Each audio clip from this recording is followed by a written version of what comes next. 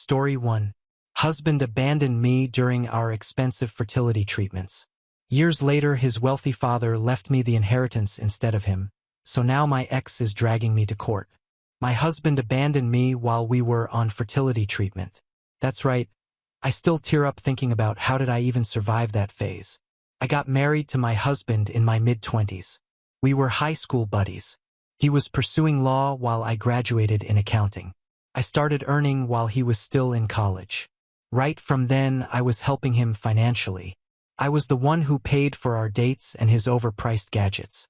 Though he was well off, his dad was clear that he was not going to pay a penny beyond his college tuition, rent, and food. David, my loser husband, used to call his dad a miser, but after getting to know his dad, I realized he was using the right technique to raise his callous son. But by then it was too late, and I had already showered my earnings on keeping him happy. David was the only child of his parents. He naturally assumed that his dad's business was going to be his. He didn't take college seriously and dropped out of law school to join his father's business. That's when we got married. He thought since it was his father's business, he would just lounge at the office and enjoy the fruit of his father's hard work. His father tried to instill seriousness in him and teach him business lessons, but David was not ready to learn. He wanted the money to be served on a platter. But his dad got no chills. After enduring him for 2 years, he threw him out of the company and said he could join it only after working for 5 years in other companies. I hated his dad for doing this because we were planning to have a child, but his firing delayed our plan. Back then, I used to believe whatever David fed me. He used to paint a picture that he was right while his dad was a miser and tough. In retrospect, I think his dad was right all this while and I was dumb to believe him blindly. After a lot of struggle and some firings, David got a stable job. We started planning for a baby. That's when the real problem began. Months after months went, but we got no luck in seeing the 2 lines on the pregnancy test. After trying naturally for more than 2 years, our doctor suggested we go for IVF. It was a draining process in all ways, physically, mentally, and of course financially. Our medical bills were already over the roof in 2 years, and then on top of that, opting for an IVF was yet another challenge. We were certain of having at least 1 child. I should say I was adamant about having a child. David was not passionate like me but didn't deny having a child. He did what he had to do to conceive. When the doctor explained the process of IVF, its success rate, and medical bills, David flipped out. It is quite natural for anyone to flip out given the money you have to put in and the poor success rate. I said I wanted to have a child even if that meant emptying all my savings. David said I was on my own in this because he's not liking his job and would quit any time. He said though he's going to support me in this, but he's okay even if we don't have a child. I was so blind to become a mother that I didn't see any of the red flags. Thankfully, my career was going well amidst all the medical troubles in my life. I liquidated all my savings and started the process. It was a harrowing experience to say the least. I thought I had already undergone 2 years of treatment with several hormonal injections and endless medicines. I can endure IVF process how hard it could be, but it was difficult. After a while, I lost the count of injections I had been through. To add to my distress, our first attempt failed. It was so heartbreaking that I didn't get up from the bed for days. The doctor briefed us for the next attempt. Physically and mentally, I was ready to give it a shot again, but finance was a concern. My savings were gone already. I asked David if he could spare something for this. After a lot of to and fro, he gave me $3,000, which was like 5% of the money we needed. I borrowed it from friends and family and went for another attempt. Dang, it failed too. This failure hurt more because now I was in debt and still childless. I gave up on my dreams of becoming mother. My friend working at a bank suggested medical loans. Without thinking twice, I applied for it and went for the 3rd attempt. You see the desperateness. David was against it. Even my family said it was futile to spend so much money without any guaranteed success, but something in me urged me to go for it. David got hostile to my decision. Ever since we started our IVF process, he has been distant from me. I thought it was due to my crankiness. Hormonal injections come with a hell amount of mood swings and terrible effects on your health. Our sex life became negligible. I thought once we have the baby, everything would fall into place beautifully. I failed to sense that things had already fallen apart. During our third attempt at IVF, after doing his bit giving his sperm, he said he wanted to go on vacation because he was mentally exhausted. I wanted to punch him on the face for his whining. He couldn't even fathom what I was going through. Endless injections, mood swings, sleepless nights. Yet he was the one who needed the vacation. With so many things going on in my life, I ignored his tantrums to be dealt with in the last and let him do whatever he wanted. When he came back after his 2 weeks Asian, I rushed to give him the good news. I had conceived. He gave me an awkward hug and was uncomfortable the entire time. I thought he was just overwhelmed. After nudging him, he confessed he wanted to break up with me. The reason, he found comfort in another woman. That 2 weeks trip was not to relax his mind from the IVF stress, but to make up his mind for his mistress. He went on the trip with this woman to see if he could live with her, and he found himself happier than ever. He said he never felt that spark with me which he got with her. He was basically cheating on me while I was draining myself with all my might to have his baby. I'm not going to describe how I felt that day. I can't describe it actually. Just imagine your husband saying that he had been sleeping with another woman and want to leave you when you're just 1 week pregnant, and that too in your third attempt at IVF.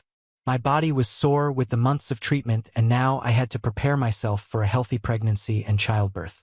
I said, F off, I don't want to deal with you. The next morning, when I woke up, he was gone with all his stuff. I called his workplace and got to know he had quit his job months ago. When I called his friends, I got to know that he had borrowed money from them and had been ghosted them. No one knew where he was. There was no trace of him. He abandoned me with an unborn child in piles of debts. It had been 9 years since then. I was blessed with a baby girl. In that vulnerable situation, my Phil came to my rescue. He cleared off David's debts as well as my medical loans and the debts I had incurred during the IVF. He also paid the hospital bills for my delivery. Mill and Phil supported me throughout my pregnancy and even after that until I went back to work. Phil sent me money for monthly expenses. After I went back to work, I stopped taking help from Phil. I made decent money to be able to take care of my daughter. Life was going normal until we lost Mill and company. Phil was also infected, but he was able to fight the virus, but Mill succumbed to it. This happened during the first month of company. Though Phil had recovered, losing Mill was very tough on him emotionally. On top of that, there was a lockdown, so he couldn't meet anyone or even go outside. He was giving up on life. It was my turn to pay his debt. I volunteered to move in with him with my daughter. He needed someone at home to be able to talk and express his emotions. My daughter also needed a companion because outdoor activities were shut, so moving with her grandpa was best for all of us. Phil Heath improved considerably. My daughter made memories of her lifetime with her grandpa. Even after the lockdown was lifted, my daughter refused to leave Grandpa's house because it had a garden and pool, and she loved staying with Grandpa. So we continued to live with him. Last year, my company wanted us to work from the office, so we had to move back to our home. Commuting from Phil's place was not possible because my workplace was away from his house. Phil was very upset and said we stay with him and he would take care of our expenses, but I didn't want to suck on to his money. I promised him that we would visit him every week, and we did. Last month, my Phil got terribly sick. He was rushed to the hospital. He passed away in his sleep on the 3rd day of his stay at the hospital. The doctor said that the primary reason for his deteriorating health was his loneliness. During his stay, he had asked his nurse to make several calls to his siblings and other family members, but no one turned up. Even his call history suggested that he called many of his relatives, but hardly anyone came to meet him. I found his diary in his bedroom drawer. He wrote how he was so grateful to me for staying with him and how much he enjoyed playing with my daughter. After his death, I called up all the relatives to inform them about Phil's demise, and surprisingly everyone showed their interest in attending the funeral. It's funny because no one showed up when he was alive. During his funeral, David showed up. God knows how he came to know about Phil's demise. He must have been in touch with some relatives who gave him the news. After the funeral, we got a call from Phil's lawyer to visit his office for the will disclosure. It goes without saying that all of Phil's wealth would have gone to David. He was the only son. I told the lawyer that I don't want to be there since I had no business in the will reading thing. He insisted that I'd be present because it was important. I thought Phil left something for my daughter, but who would have thought that he gave most of his wealth to me? Everyone including me was shocked when the lawyer read the will. All his liquid asset, which was worth more than $1 million, was willed to me. He gave the house to my daughter, but she can claim the possession only after she turns 21. Until then it would be with me. There were 2 additional clauses: that my daughter could not sell the house until I gave my consent. Second, David cannot overturn his will, but if I want it, I can give him the portion of the inheritance as per my wish. This was like a stab in David's chest. He sat there with his head buried in his palms. His relatives were also disappointed. Many unwanted people also showed up just with a hope that Phil might have left something for them since he didn't have many children. After Phil's demise, David moved in with his stuff to live in that house. He has turned bitter after the will got disclosed, but he has not vacated the house. I thought he would move out of his own since the house is no longer his, but 1 month has passed and he shows no mood of leaving the house. He has also been blaming me for ripping off his inheritance. He is saying that I manipulated Phil to change the will to my name. Yesterday I called him and asked him to vacate the house because it is no longer his. He started yelling at me that he was not going to leave the house and would contest the will and rip me off everything. David's relatives are calling me. Even some of my friends and relatives are making me feel guilty about accepting Phil's property because it was originally supposed to be David's. They're saying that just because he abandoned me, he cannot lose his chance of having the inheritance. I don't know what to do. Any fresh perspective is welcomed. Update 1. Thanks for the outpouring love and support. You guys were right in saying that my Phil gave me an opportunity to take my revenge on David. He must have definitely known that his loser son would show up at his funeral to claim his inheritance, and that's why he made an uncontested will. I was never interested in Phil's money, but Phil gave me an opportunity to extract my revenge on David, and I'm not going to miss that. I cannot let David waste the hard-earned money of his dad. As I mentioned that David was still living at Phil's house, I asked Phil's lawyer to send an eviction notice to David. He lost his when he got the notice. He thought I would come to fight with him directly and he would chase me out. Instead, I chose a legal route and made him helpless. The notice had 1 week's time to vacate the house. He resisted it until the last day when the lawyer threatened to call cops on him as per the eviction notice. In that 1 week, he did everything to break me down and force me to give away the inheritance, from threat calls to showing up at my door and vandalizing my car. He did everything, but I didn't lose my composure. I never answered his calls. If he called from an unknown number, I would hang up or remain silent and record it. If he showed up at my door, I would never answer the doorbell. I have a camera installed at my door and I meticulously saved the recordings of all his nuisances to be used against him. He vacated the house, but he filed a case to overturn the will. I don't understand the law jargon, but my lawyer said David's case was weak and there's no way he could win in the courtroom. My lawyer cautioned me that the only way David could get the inheritance was by manipulating me, so I had to be strong. Meanwhile, I also sent divorce papers to David.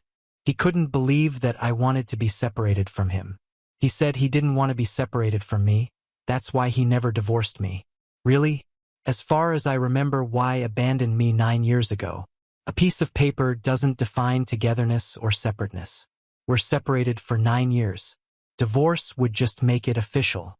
The divorce proceedings haven't moved ahead yet, but we are in a tussle for the inheritance. David has crossed all boundaries of modesty. He was accusing me of brainwashing and forcing Phil to write his will in my favor.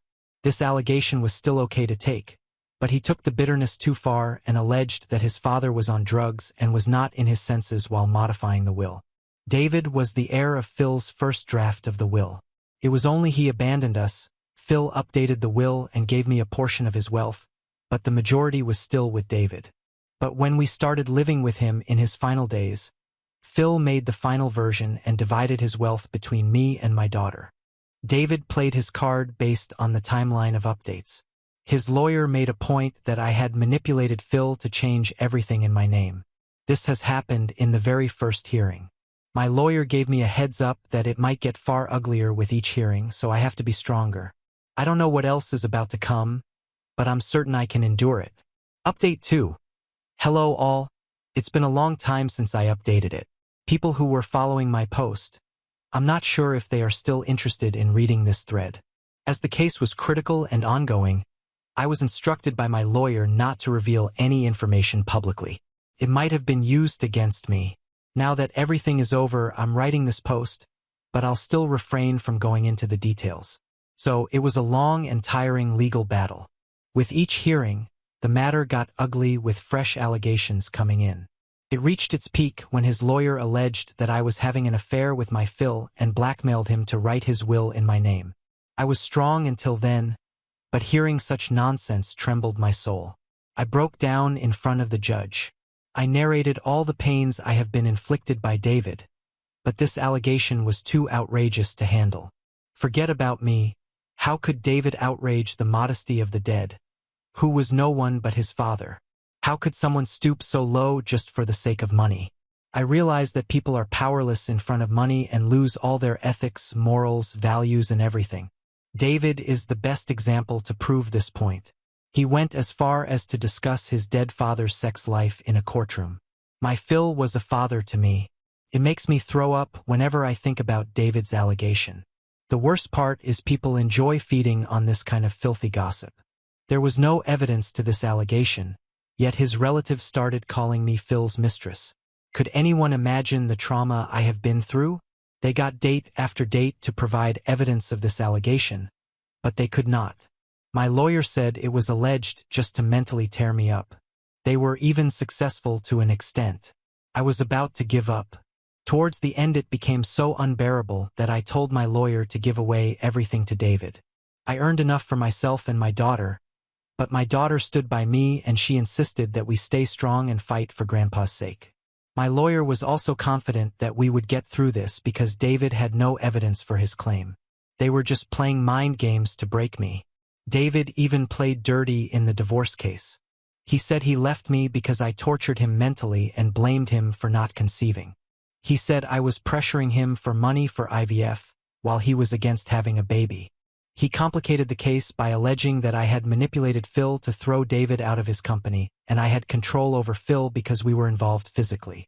It was again all stories made in thin air. When I asked my lawyer to start the divorce proceeding simultaneously with the property case, he cautioned me to wait and take one at a time, but I was adamant about ending everything together. He said David would make both cases complicated, but I was stupid to underestimate him and think how hard it can get. It indeed was hard, very hard. Took 2 years to settle both the legal battles. David lost both of them. The judge bashed him and his lawyer for unnecessarily pouring new allegations without any evidence. Phil was smart to add a clause that prevented his legal heir David to overturn the will. For the divorce case, I had enough evidence to prove that he abandoned me for his mistress. The divorce is final now and I have no business to do with David. He vanished after losing both cases. I heard David had borrowed money from his loser relatives for the legal battles, promising them a portion of wealth. Sadly, they have put a bet on a losing horse who fled after the loss. Now they are trying to act sweet with me, but I have blocked all of them. I have recruited security for Phil's house. Don't want to deal with any trespassers again. As the place is far from my office and my daughter's school, we might not move into that house in the near future, but we are not going to leave it vacant. My friend suggested renting the house for social events, but we have to make some structural changes. I'm yet to think about it. It might seem like a happy ending, but I can't feel that happiness yet. It was a difficult time. David broke me down so badly that I had to seek therapy. I don't know if ever my life would be easy. I don't remember having a good day for a long time. I know I sound cyst. Guess I need a few more sessions of therapy. Now on to the next story. Story 2. Before we start, if you're enjoying this video so far, please consider liking and subscribing to the channel. Now let's continue. My parents threw me out because I married my unemployed BF. 8 years later, my BF buys their house, and I shut its door on their faces. I 30F, grew up in a conservative family. My parents always emphasized the importance of marrying someone successful and wealthy. My elder brother, 35M, followed their wishes and married a woman, 33F, from a well-off family. 8 years ago, I was dating Tom, 32M. He had just finished his MBA and was unemployed, looking for the right opportunity to start his business. My family, especially my brother and sister-in-law, constantly criticized my choice. They called Tom a loser and said I was wasting my time with him. The situation worsened when Tom proposed to me. I accepted, and when I told my family, they were furious. My brother and sister-in-law led the charge in convincing my parents that I was making a huge mistake. They argued that Tom would never amount to anything and that I'd regret my decision. My parents gave me an ultimatum: break up with Tom or leave the house. I chose Tom. I packed my bags and left, with my family telling me I was no longer welcome. They didn't even want to meet Tom or give him a chance. Tom and I got married in a small ceremony with just our close friends. We struggled initially, living in a tiny apartment and barely making ends meet. But Tom's business idea started to gain traction, and slowly things improved. Now, 8 years later, Tom's business has become incredibly successful. We're wealthy beyond what I ever imagined. We live in a beautiful home, travel the world, and have a comfortable life. Throughout it all, Tom has been my rock, always supportive and loving. Recently, I heard through a mutual acquaintance that my family was facing financial difficulties. They had made some bad investments and were now in debt. They were selling their large family home to partially cover their debts. Tom suggested we buy the house. At first, I was hesitant, but then I thought it might be a way to finally confront my family. Tom agreed to handle the purchase, as my family had never met him and wouldn't recognize him. Yesterday, Tom went to see the house and made an offer. My family, desperate for money, accepted immediately. The deal was closed quickly. Today, I went to the house. As I walked in, my family was there packing their belongings. They looked shocked to see me. My brother immediately said I wasn't welcome and that the house no longer belonged to them. That's when I dropped the bombshell. I told them that the house was now mine, as my husband, the same unemployed boyfriend they had criticized years ago, had bought it. The look on their faces was priceless. They were stunned into silence. Then they started pleading, saying they were family and asking if we could help them out of their financial troubles. I refused, reminding them how they had treated me and Tom. I told them they had a month to move out, as per the sale agreement. Then I left, leaving them in shock. Now I'm wondering if I went too far for buying their house and refusing to help them after how they treated us. Update 1. I didn't expect my post to get so much attention. Thank you all for your comments and insights. I've been reading through them and wanted to provide more context and updates to address some common questions. Yes, my family knew I was married to Tom, but they never reached out or tried to mend fences. They only knew his first name and had never seen him, which is why they didn't recognize him during the house purchase. The house has sentimental value to me. It's where I grew up, and despite everything, I have some good memories there. That's partly why we decided to buy it. Tom and I discussed this decision thoroughly. He's fully supportive and agrees with how we're handling this situation. Now for the update. After my last post, things escalated. My parents called me repeatedly, leaving voicemails alternating between apologies and accusations. My brother sent a long email trying to justify their past actions and pleading for another chance. I decided to meet with them one last time to clear the air. We met at a neutral location, a cafe near there, now our house. Tom came with me for support. The meeting was tense from the start. My mother burst into tears upon seeing us, while my father and brother looked a mix of angry and desperate. My sister-in-law just looked uncomfortable. I let them speak first. They talked about how sorry they were, how they realized their mistake, and how they wished they could turn back time. My brother admitted that his actions were partly driven by jealousy. He had always been the golden child, and seeing me happy with Tom threatened his position in the family. When it was my turn to speak, I was calm but firm. I told them about the struggles Tom and I faced in the early years of our marriage, how we supported each other, worked hard, and built our life together. I explained how their rejection had hurt me deeply but also made me stronger. I made it clear that while I was willing to have a civil relationship with them, I couldn't forget or fully forgive what they had done.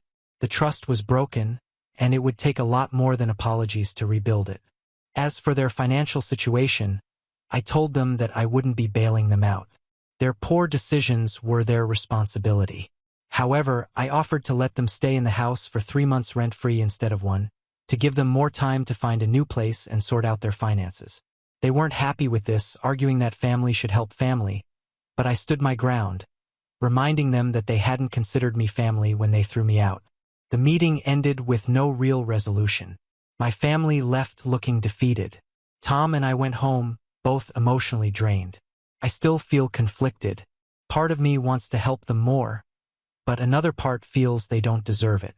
Tom says he'll support whatever decision I make, but he also reminds me of how much pain they caused us. Update 2. It's been a few weeks since my last update, and a lot has happened. I appreciate all the support and advice I've received from this community. This helped me gain perspective and make some decisions. After our meeting at the cafe, my family seemed to back off for a while. They moved out of the house within the 3-month period we gave them, finding a smaller place to rent. I thought that might be the end of it, but I was wrong. Last week, my sister-in-law reached out to me privately. She asked to meet, saying she had something important to discuss. Curious and a bit wary, I agreed to meet her for coffee. When we met, she broke down and confessed that she had been the main instigator in turning my family against Tom and me. She admitted to feeling threatened by my relationship with Tom, fearing that if he became successful, it would overshadow her and my brother's status in the family. She told me that she had fed my brother and parents with constant negativity about Tom, exaggerating his unemployment and painting a bleak picture of our future together. She even admitted to hiding a job offer letter that had come for Tom at our family home just before we left. I was shocked and angry. Her actions had caused so much pain and division in our family. But as I watched her sob and beg for forgiveness, I also felt a strange sense of relief. Finally, I had an explanation for why my family had been so harsh and unyielding. I told her I needed time to process this information and that I'd be discussing it with Tom. She understood and left, looking both relieved and anxious. When I told Tom about this revelation, he was as surprised as I was. We spent a long time talking about it, discussing how this new information affected our feelings about the situation. After much discussion, we decided to have another family meeting. This time, we invited everyone to our home. It was the first time my family had seen how we lived, and I could see the surprise and perhaps a bit of envy in their eyes. At the meeting, I asked my sister-in-law to share what she had told me. Watching my parents and brother react to this confession was difficult. There was anger, disbelief, and eventually a sense of guilt as they realized how easily they had been manipulated. My brother, in particular, seemed devastated. He apologized profusely, both to Tom and me, acknowledging that he should have stood by his sister instead of being swayed by his wife's jealousy. The meeting was emotionally charged, with a lot of tears and apologies. By the end, it felt like we had finally cleared the air. However, I made it clear that while this explanation helped me understand their actions, it didn't erase the pain of the past 8 years. Tom and I told them we were willing to start rebuilding our relationship, but it would take time and effort on all sides. We also stood firm on our decision about the house and their financial situation. We explained that they needed to take responsibility for their actions and decisions, just as we had done when we started our life together. They seemed to accept this, though I could tell they were still hoping for more financial help. We ended the meeting on a cautiously optimistic note, agreeing to start with small steps like occasional family dinners. I feel like a weight has been lifted, but I'm also wary. I know rebuilding trust will be a long process.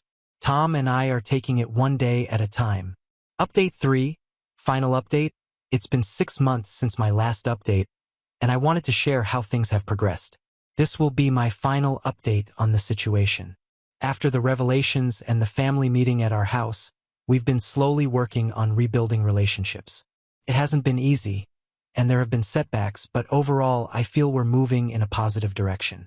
We started with monthly family dinners, alternating between our home and a restaurant.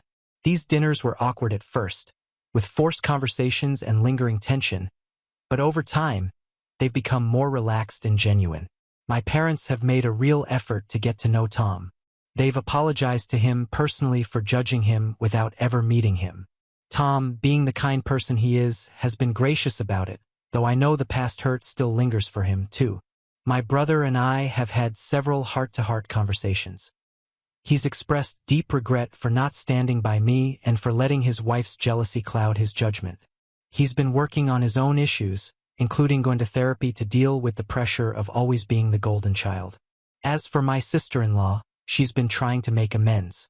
She and my brother are also in couples therapy, working on their relationship and communication. While I appreciate her efforts, I'm still cautious around her. Trust, once broken, takes a long time to rebuild. On the financial front, we've stuck to our decision about the house. My family moved into a smaller place and have been working on getting their finances in order. They initially struggled with this, but I think they're beginning to understand that it's necessary for them to take responsibility for their choices. However, seeing their efforts to change and rebuild relationships, Tom and I decided to help in a different way.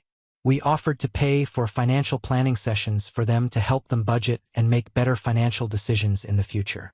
They accepted this offer gratefully. We've also started a small family investment fund where we're teaching them about responsible investing. It's a way for us to help them secure their future without directly handing over money. This has actually brought us closer, as we often discuss business and investment strategies. As for Tom and me, this experience has made our relationship even stronger. We've had many discussions about family, forgiveness, and setting healthy boundaries. Tom's support throughout this entire ordeal has been unwavering, and I'm more certain than ever that I made the right choice 8 years ago. The house that was once a source of pain has become a symbol of new beginnings. We've renovated parts of it, erasing painful memories and creating new, happier ones. We've even hosted a few family gatherings here, which would have been unthinkable a year ago. Looking back, I don't regret buying the house or standing firm on our decisions. It was necessary to break the old family dynamics and forge a healthier relationship. While things aren't perfect, and we still have our moments of tension, we're in a much better place now. I've learned a lot through this experience about forgiveness, setting boundaries, and the importance of open communication. I've also learned that family relationships can be mended, but it takes effort from all sides. The journey hasn't been easy. Those first few years with Tom were challenging. We lived in a tiny studio apartment, barely making ends meet. I worked 2 jobs while Tom tirelessly pursued his business idea. There were nights when we sat on our second-hand couch eating instant noodles, wondering if we had made the right choice. But we had each other, and that was enough. I remember the day Tom's business finally took off. We were ecstatic, but also a bit scared. Success brought its own challenges, and we had to learn to navigate a world we weren't familiar with. But we faced it together, just as we had faced the hardships. Throughout those years, the absence of my family was a constant ache. Holidays were the hardest. While others celebrated with their loved ones, Tom and I created our own traditions. We built a family of friends, people who accepted us and supported our journey. When we heard about my family's financial troubles, it stirred up a mix of emotions. Part of me felt a sense of vindication. They had judged us so harshly, and now they were the ones struggling. But another part of me felt sad. Despite everything, they were still my family. Walking into the house that day, seeing my family's shocked faces, was surreal. The roles had reversed so completely. I won't deny that there was a moment of satisfaction in revealing that Tom, the man they had dismissed so easily, was now successful enough to buy their home. But that satisfaction was quickly overshadowed by the complexity of emotions that followed. My sister-in-law's confession was a turning point. Learning that she had been the primary instigator in turning my family against us was both infuriating and illuminating. It helped me understand the dynamics at play all those years ago, but it also opened up new wounds. Forgiving her has been one of the hardest parts of this journey. These past 6 months of rebuilding relationships have been challenging. Every dinner, every conversation, feels like navigating a minefield. There's so much history, so much hurt on all sides. But there's also a shared desire to move forward, to try and salvage what we can of our family bonds. I've had to confront my own feelings of resentment and hurt, There are days when I question whether I'm doing the right thing by allowing my family back into my life. But then I see the genuine efforts they're making. My parents getting to know Tom, my brother working on his issues in therapy, my sister-in-law trying to make amends, and I feel hopeful. The financial aspect of our relationship remains a sensitive issue. I stand by our decision not to simply bail them out of their financial troubles. They need to learn from their mistakes, just as Tom and I learned from ours. But offering help in the form of financial planning and investment education feels like a constructive way forward. It's teaching them to fish rather than just giving them a fish, as the saying goes. Tom has been my rock throughout this entire process. His willingness to forgive, to give my family a chance despite how they treated him, amazes me. He says he does it for me, but I know it's also because of the kind, generous person he is. His support has made this journey of reconciliation possible. I've learned so much through this experience. I've learned about the power of forgiveness, not just for the person you're forgiving, but for yourself.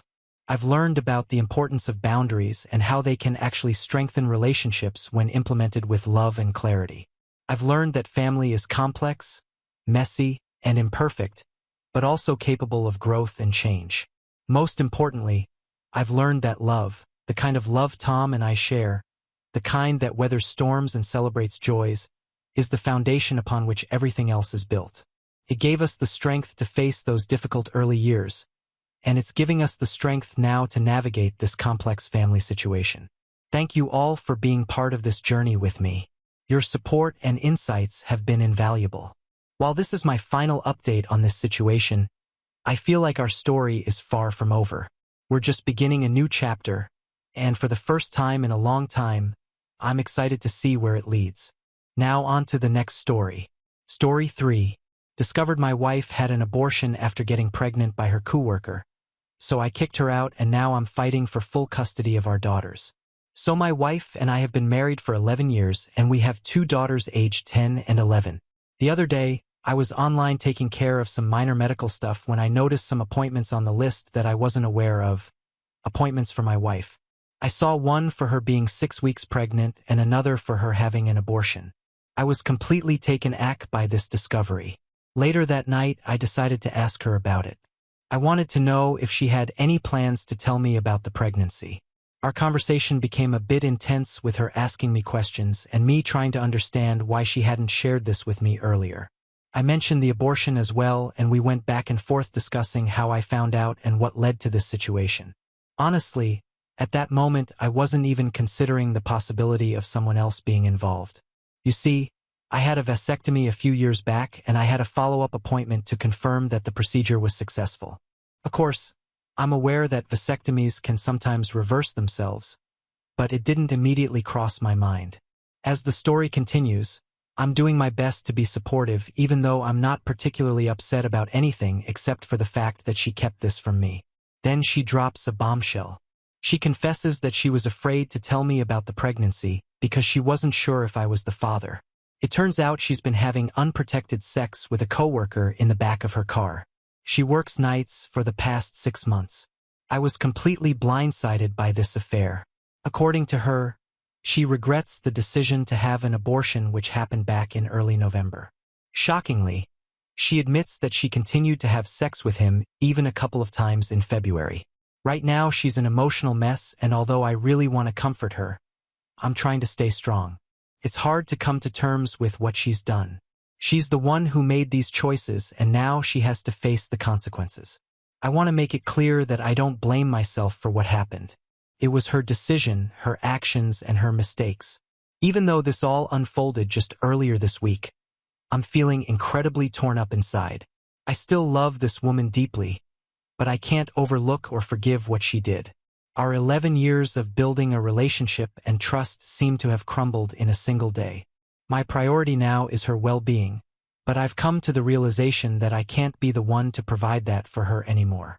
I've already expressed my desire for a separation and I've asked her to move out. I live in a home that I rent from my mother and part of the agreement is that I also help take care of my grandmother who lives with us. It would be incredibly awkward for her to stay here once the rest of the family knows about the situation. However, even if my grandmother didn't live with us, I would still ask her to move out. My mindset is that I didn't cheat, so why should I be the one to uproot my life? It's a difficult and emotional situation, but I know I need to prioritize my own well-being and make decisions that are right for me moving forward. I've reached out to a lawyer and I'm in the process of gathering information for the separation papers. I've also taken the responsible step of getting tested for STDs, and fortunately the results so far have been clean. I haven't told my children about the situation yet. My soon-to-be ex wanted to downplay it as just a breakup, but I firmly believe they need to understand the seriousness of a marriage, so I plan to be honest with them about the fact that their mother had a boyfriend. She started crying and told me to not tell anyone about the reason for the breakup, and especially not the kids. Her words were falling to deaf ears. I was the one who was supposed to be crying and asking her why she did what she did. But here I'm making calls to my immediate family telling them that me and my wife are splitting up, and the reason is because she cheated on me and she is pregnant with another man's child. I still haven't met this man and I have no intentions to meet him either. He can take my ex and leave my daughters to me. My mother-in-law called me and apologized on behalf of my ex and told her that she is stupid for doing this to such a good man. I didn't know what to say either. I loved her family dearly and they picked my side too. They said that they completely cut off ties with her and that she deserves to suffer the consequences. I later kicked her out the house and said I will be taking full custody of the kids and now she can go live with that coworker of hers. She didn't utter a word after that. This whole experience has been incredibly tough on me. I feel like I'm barely holding myself together, especially today. I'm trying to maintain a strong front in front of my daughters, but there are moments when I have to step away to collect myself. It's been a few weeks since I last heard from my ex and things have been going pretty well for me. The custody case for my two girls seems to be in my favor and they are coping with everything remarkably well. I'm relieved that I can finally find happiness in the company of just my girls and myself. Now on to the next story. Story 4. Jobless husband said he's going on a business trip, but I found emails about his dying ex's last wish to see him. Now he has 2 days to come back home, where he's thrown out on the streets. So for context, my husband Adrian, 33M, and I, 30F, have been married for 2 years. We have been together for almost 4 years after we met through a couple of common friends back from college. Both of us went to the same college, but he was a senior in a different department, so we didn't really interact much at the time. We only got in touch later after our friends set us up. When he was in college, he was dating somebody else as well, so that was another reason that we never spoke, although I definitely did like him and we had a lot of common friends, so we did all hang out together a couple of times, but we never had any one-on-one interactions. He and his ex-girlfriend, Pam, 33F, had been together since middle school and knew that they were pretty serious about each other and were planning on getting married after they graduated from college. He and Pam, well, they were one of those couples that pretty much looked like soulmates and they had that vibe about them when they were in college as well. After Adrian graduated from college, I did not hear about him for the next couple of years. It wasn't until 7 years ago that I heard from a couple of people from college that he and Pam had broken up. It was pretty big news because everybody in college knew that the two of them were dating and were even planning on getting married. I had actually assumed that they would be married by then, but then I received the news that they had broken up. Nobody knew the exact reason why, but there were a lot of rumors floating around, none of which I believed. For instance, some people believed that it was Pam who had cheated, and then other people believed that it was Adrian who had cheated. A lot of them also said that maybe it was Pam who had broken up with Adrian because she wanted better career opportunities and had moved away because of that, and they had been trying a long-distance thing for quite some time, but it was not working out, which is why they had decided to go their separate ways. Neither of them cleared any of that up, and I was never able to find out the real reason behind the breakup and just had the rumors to go by. But then, 3 years after the breakup, a couple of my friends told me that Adrian was looking to date again because he was sick of having casual flings and relationships. I was single, I had just ended a 3-month relationship at the time, so they told me that maybe I should start dating him and going out with him instead. My friend knew that I did like him when we were in college but never made a move because he had a girlfriend, and he was also not my friend at the time, so I thought it was a nice idea. So after speaking to me about it, our friends set us up together and we went out on our first date. It went really well, and since then, we never looked back. I wanted to know why he had broken up with Pam and stuff, but I did not bring it up for the first couple of dates. and it was only after we had been together for 3 months that I finally brought it up with him since I knew that it would be a sensitive topic for him. And it was then that he finally confirmed one of the rumors, that they had broken up because Pam had moved to New York for medical career opportunities. She wanted to work in environmental law, and she was getting better prospects out of state, so she had moved away. They had tried their hand at the long-distance thing for almost a year, but it was just not working out and they were not clicking anymore. He did not want to leave because everything that he wanted was there.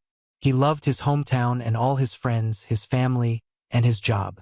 Everything was based out of here. He could not sacrifice everything for Pam and just leave, and he did not think that it would be fair of him to expect Pam to give up her new job and new opportunities to come back to him.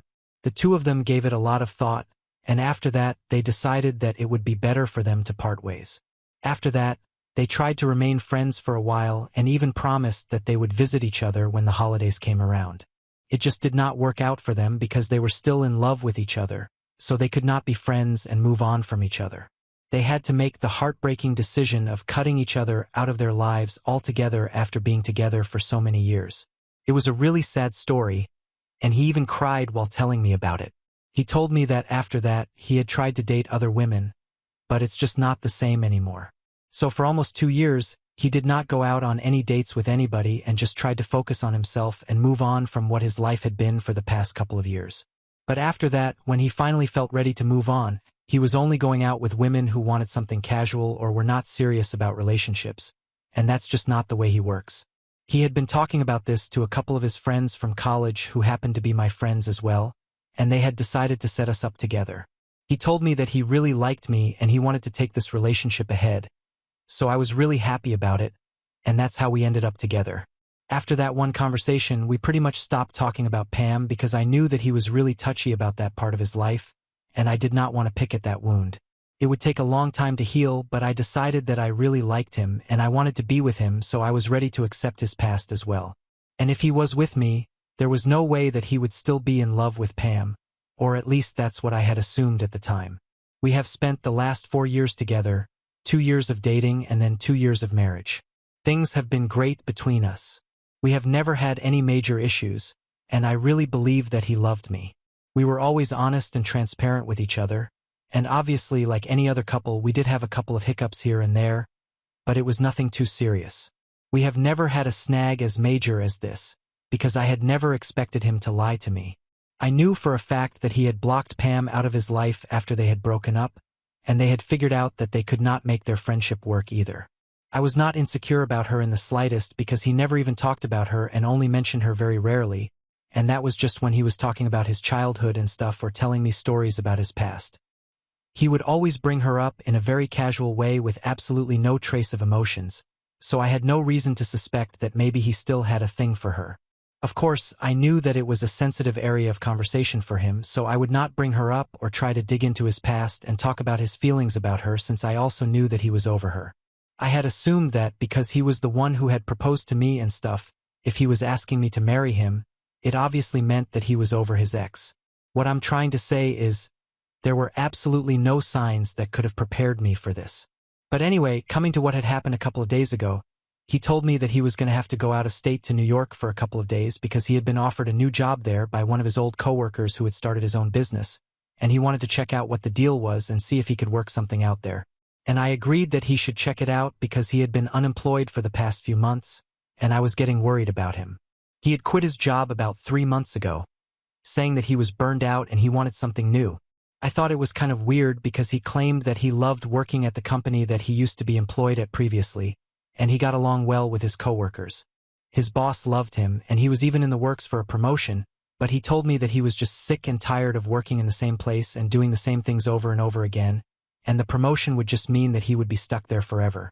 He wanted to do something before he was too old to explore, and I honestly just thought that it was a midlife crisis or something. But I made enough money so I would be able to support both of us financially for a couple of months, so I told him that I was fine with him not working for a couple of months and trying to figure out what he wanted to do, even though he was in his 30s and it was kind of late for that, but I did not say that to him because I wanted to be supportive. Anyway, for the past 3 months, he had just been sitting at home and doing nothing. He had told me that he was going to start looking for other business opportunities and trying to work something out, but so far, I had not seen him doing anything productive. Every day, I would come back home from work, and he would just be sitting on the couch and watching some mindless movie or TV show. It was kind of getting on my nerves, and I wanted to say something about it.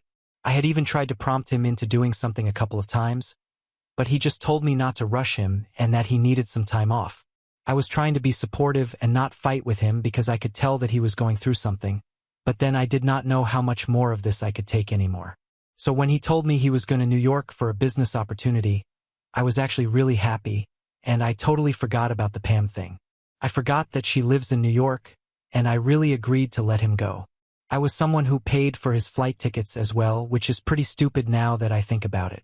Unfortunately for him, and fortunately for me, he had made a little mistake, and I have been able to uncover the truth about why he was going to New York, and it had nothing to do with any business opportunity of any sort.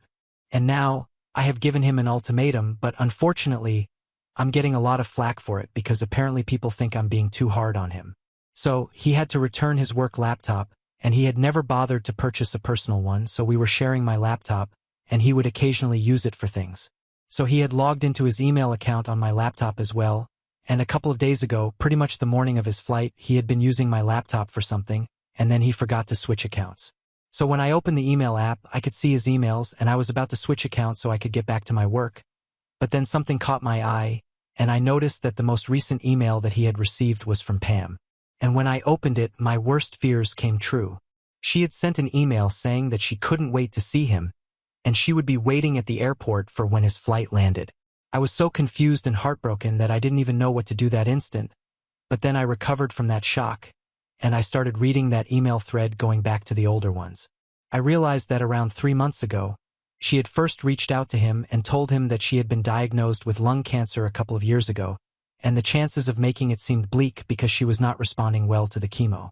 She said that she had tried to keep it from everybody because she didn't want anybody to worry about her, but now that cancer had spread and it had advanced to the more extreme stages, she did not know how long she had, and she wanted to speak to him and make things right with him before she moved on.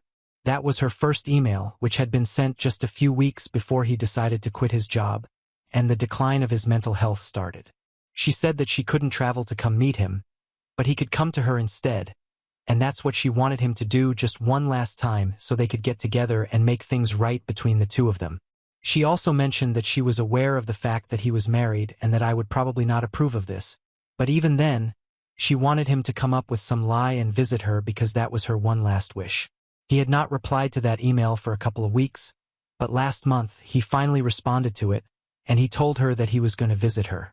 He just needed some time to arrange everything, and after that, they exchanged a couple of emails where they talked about how much they missed each other. It was nothing romantic. They mostly just talked about what they had been up to in their lives and said that they missed talking to each other.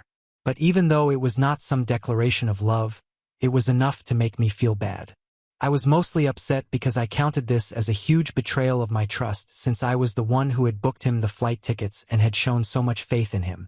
I had never even expected that he would lie to me about something so big. If he had just spoken to me just once and said that Pam was sick and he wanted to visit her, I probably would have found it a bit unsettling at first, but I would come around because she is dying, and I wouldn't have held that against him because at one point of time, they were a huge part of each other's lives and were even looking forward to getting married. I knew the kind of place that she held in her heart, and I might have respected him if he had been upfront about what he was planning to do. But sneaking around behind my back, telling his ex that he missed her and stuff, that was just ridiculous and very disrespectful to me.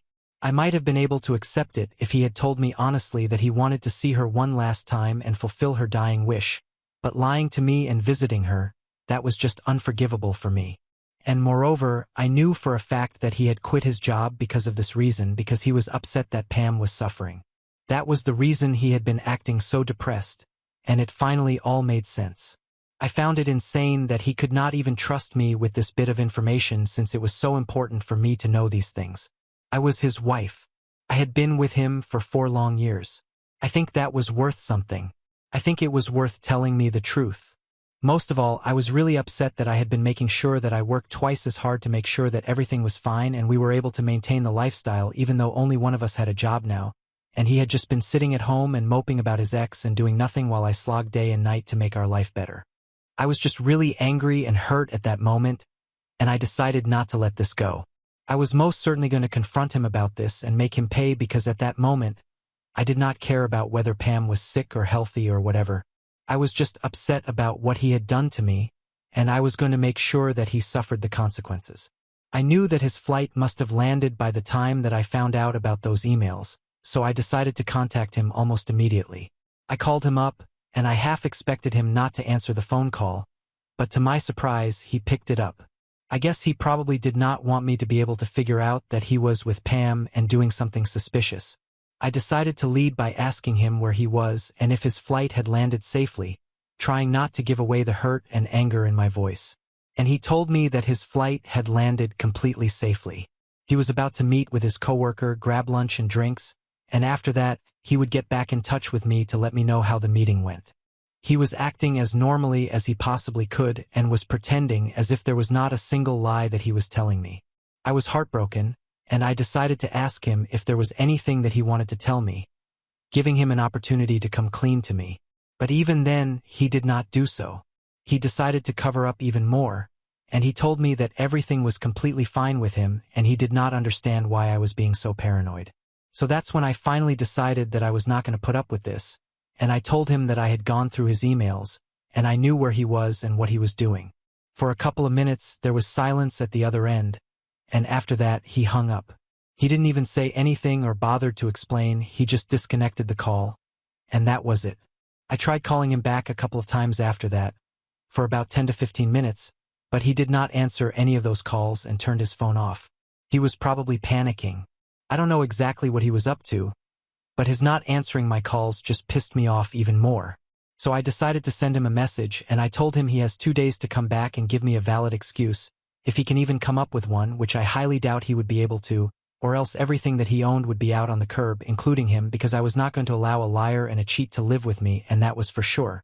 I only ever gave him those 2 days because somewhere deep down, I was hoping that he might have a reasonable excuse for all of this. But now, I'm not so sure anymore since now it has been 3 days since that phone call, and I still haven't been able to sort things out with him. In fact, I think things have gotten even worse than it was back then because now all of a sudden all our friends are also involved in this. Apparently, they had known about all of this all along and kept it all a secret for me. I feel betrayed, and I just don't know what to do or how to feel about any of this. After I sent that message, he did not respond to me for a couple of hours more, and then he finally called me back really late at night. I answered that call and we spoke. He told me that he knew that I would not understand why he wanted to visit Pam, and that's why he had decided to keep it a secret from me. He told me that she had been suffering for a really long time, and she hadn't even told him about it until the very last moment, so he had to make it count now because they were not sure how much time she had left. And he really just wanted to spend some time with her before something happened, and she was the one who had said that it was her last wish, so this was the one final time that they would be meeting each other. And he didn't want to tarnish it by fighting with me or making me feel upset because he only wanted to have good memories of the last few moments that he would get to spend with Pam, and that's why he had lied to me, never bothered to tell me the truth about why he was heading to New York. He confessed to me that he should have told me the truth about why he had quit his job, and it was obviously because he was torn up about what was happening to Pam because in spite of what had happened in the past, he still had a soft corner for her, and they had spent so much time together. It was just difficult for him to accept that she would not be around anymore, so he was having a tough time with it, and he knew that he should have talked to me about it, but he was just not sure if I would understand, and he did not want to fight with me, especially not when he was in such a delicate stage of his life. He told me that our common friends knew all about it, but he had made them promise not to tell me about it because he did not want me to worry or feel insecure because he was going to visit Pam, and unfortunately I had to find out in this way. He told me that he had planned on telling me the truth after he had come back from his visit. But unfortunately, that's not how it happened, and in a hurry he had forgotten to log out of my laptop. But I told him that none of this mattered because in the end, he had still lied to me and betrayed my trust, and I stood by what I had said. I told him that he had to come back within 2 days, and I was not going to let him spend 1 week there like he had initially planned to. And he told me that it would not be possible because Pam really wanted him by her side at this time because even though she had her family, she did not have many friends, and she wanted him to be there for her.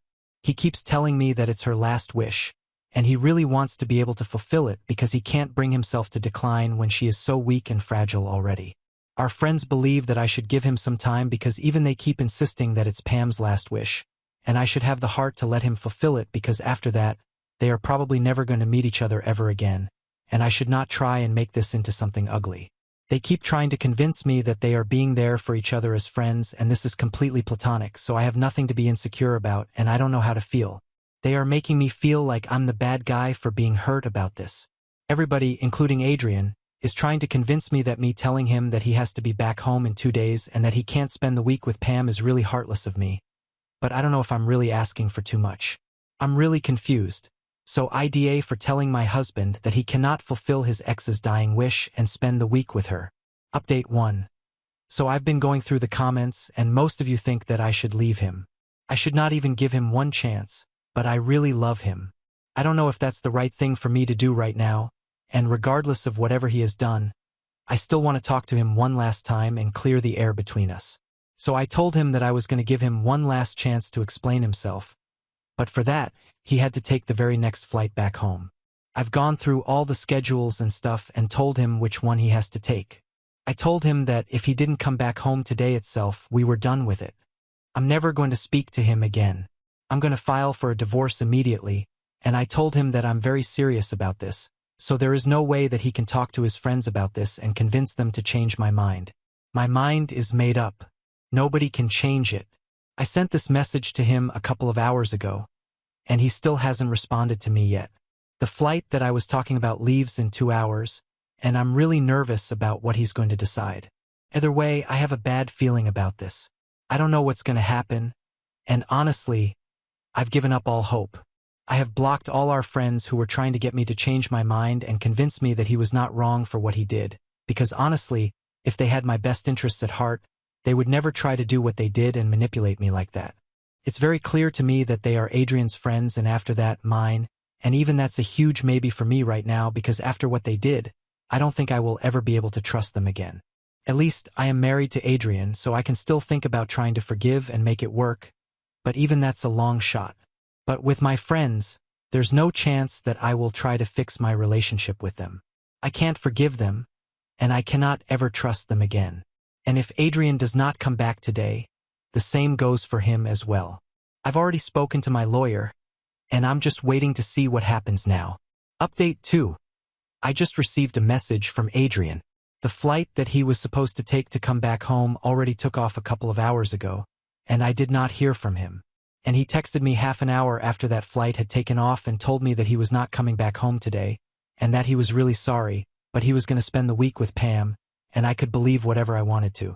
But right now, his priority was his dying friend and not me, and if I couldn't understand that, it just meant that I was heartless. So that's great. He's trying to manipulate the situation and put this all on me, trying to make me look like the bad guy when it was he who had lied to me. Well then, two can play this game. I have spoken to my lawyer and have given him the green light to go ahead with the divorce proceedings. So he's going to file the petition first thing tomorrow morning, and after that, we are going to be done. I feel bad about it, honestly. I did not see this coming at any point, but whatever, he's going to be the one who loses most because I don't think any court or mediator is going to look kindly upon what he has done. Nobody apart from his friends and family is going to have any sympathy for him because I spoke to a couple of my friends and my parents, and they are all on my side, and I think any reasonable person would be as well, which is something that you guys in the comment section have already shown me. I have already started packing his things and putting them into boxes, so I can leave them on the curb like I had promised because no matter what, but he is definitely not setting foot into this house ever again. I'm going to make sure of that. Update 3. Hi, so I don't think that Adrian is going to come back anymore. A couple of days ago, he showed up at the house, and he discovered that all his stuff was sitting outside on the curb. He's lucky that nothing went missing, but even then, he had the audacity to come up to the door and start screaming at me. I did not even bother to open the door, and I told him that if he did not leave, I would call the cops on him. The house belonged to me.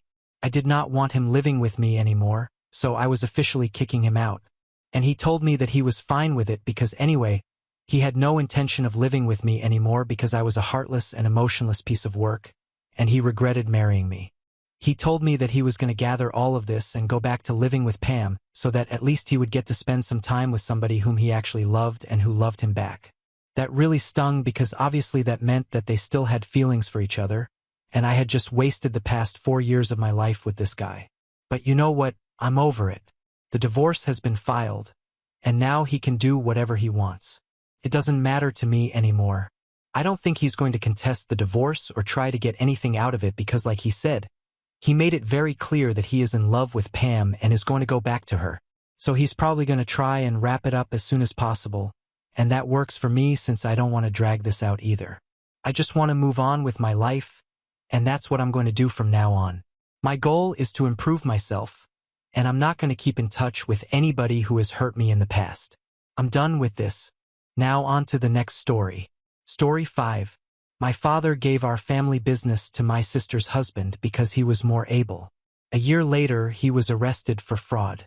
I, 32M, grew up in a family where our business was everything. My father, 65M, started a small manufacturing company in our garage and slowly built it into a successful local business. From a young age, I was told that one day I'd take over. I studied business in college, worked part-time at the company during school, and joined full-time right after graduation. For the past 10 years, I've been working long hours trying to prove myself, but no matter what I do, it's never enough for my father.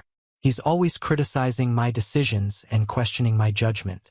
Things got worse when my sister, 34F, married Jake, 35M, 5 years ago. Jake has an MBA and worked for a mid-sized accounting firm. From day one, my father was impressed by him. He'd constantly praise Jake's ideas, even on topics Jake knew little about. Jake started hanging around the shop more, sitting in on meetings, and offering his opinions. My father often implemented Jake's suggestions over mine. It didn't matter that I had years of hands-on experience, while Jake was just speculating based on general business theories. 3 years ago, we were deciding whether to expand our product line. I spent weeks researching and put together a proposal showing it was too risky. Jake looked at it for an hour and said we should go for it. My father overruled me and followed Jake's advice. We ended up wasting money on inventory that didn't sell. Last year, I negotiated a deal with a plier that would have saved us 10% on costs. Jake said he thought he could do better. My father let him take over the negotiations. In the end, Jake only got a 7% reduction, but my father praised him for his superior negotiating skills. 6 months ago, we launched a new product. I led the team that developed it. At the launch event, my father barely acknowledged my role and instead had Jake give a speech about the visionary leadership that made it possible. Throughout all this, my sister has always taken Jake's side. Even when it's clear he's wrong, she defends him and tells me I'm just jealous. She seems to have forgotten all the times I stood up for her when we were kids. Despite all this, I kept working hard and hoping my father would eventually recognize my contributions. I thought surely when it came time to hand over the reins, he'd see that I was the right choice. Last week, my father called a family meeting. He announced that he's ready to step back from day-to-day operations. I held my breath, expecting him to finally acknowledge my hard work and name me as his successor. Instead, he said he's appointing Jake as the new manager. He praised Jake's fresh perspective and innovative thinking. He said the company needs new ideas to grow. I was stunned. I asked about my role going forward. My father said I could continue in my current position, reporting to Jake. He acted like this was a completely normal and reasonable decision. I lost it. I told him he was making a huge mistake. I pointed out all the times Jake's ideas had backfired. I reminded him of my years of dedication and hard work. I said he was betraying me and the promise he'd made about me taking over someday. My father got angry. He said I was proving his point about being too emotional and not having the right temper to lead. He said Jake was clearly the better choice because he stays calm and professional. My sister jumped in, telling me I was being selfish and should be happy for Jake. She said I should trust our father's judgment. Jake just sat there looking arrogant. I stormed out. Since then, I've been ignoring calls and texts from my family. I'm seriously considering quitting and starting my own competing business just to prove them wrong. But part of me wonders if I overreacted. Maybe I am too emotional. Maybe Jake really is more qualified, and I'm blinded by jealousy. Our company makes specialized parts for local industries. I have a technical background in addition to my business degree, so I understand our products and processes in depth. Jake has no technical background. I've consistently improved our operations over the years. Our efficiency has increased by 30% under my leadership. Jake has never actually run a business or even a large department. His accounting work was mainly auditing and financial reporting. There have been rumors that Jake is looking to outsource some of our production to cut costs. This goes against my father's commitment to keeping jobs in our community, but he doesn't seem to believe me when I tell him. My father has a history of being impressed by outsiders. He's always been swayed by fancy degrees and big company names. Growing up, he was often disappointed that I wasn't top of my class or captain of a sports team. My mother passed away when I was in college. Since then, my father has become even more critical and emotionally distant. I'm not married and don't have kids. My father has made comments about how Jake and my sister starting a family shows they're more settled and responsible. Looking back, I can see how the relationship between my father and me has been strained for years. When I was a kid, he was always pushing me to be the best. He'd enroll me in extra classes and sign me up for every activity he could think of. I tried my best to meet his expectations, but it never seemed to be enough. In high school, I was a good student and involved in several clubs, but instead of praise, my father would ask why I wasn't valedictorian or why I didn't make it to the state championships in my activities. When I got into a good state college, he questioned why it wasn't a more prestigious school. I chose to study engineering and business because I thought it would prepare me best to take over the family company. My father seemed pleased with this decision, but he still found ways to criticize.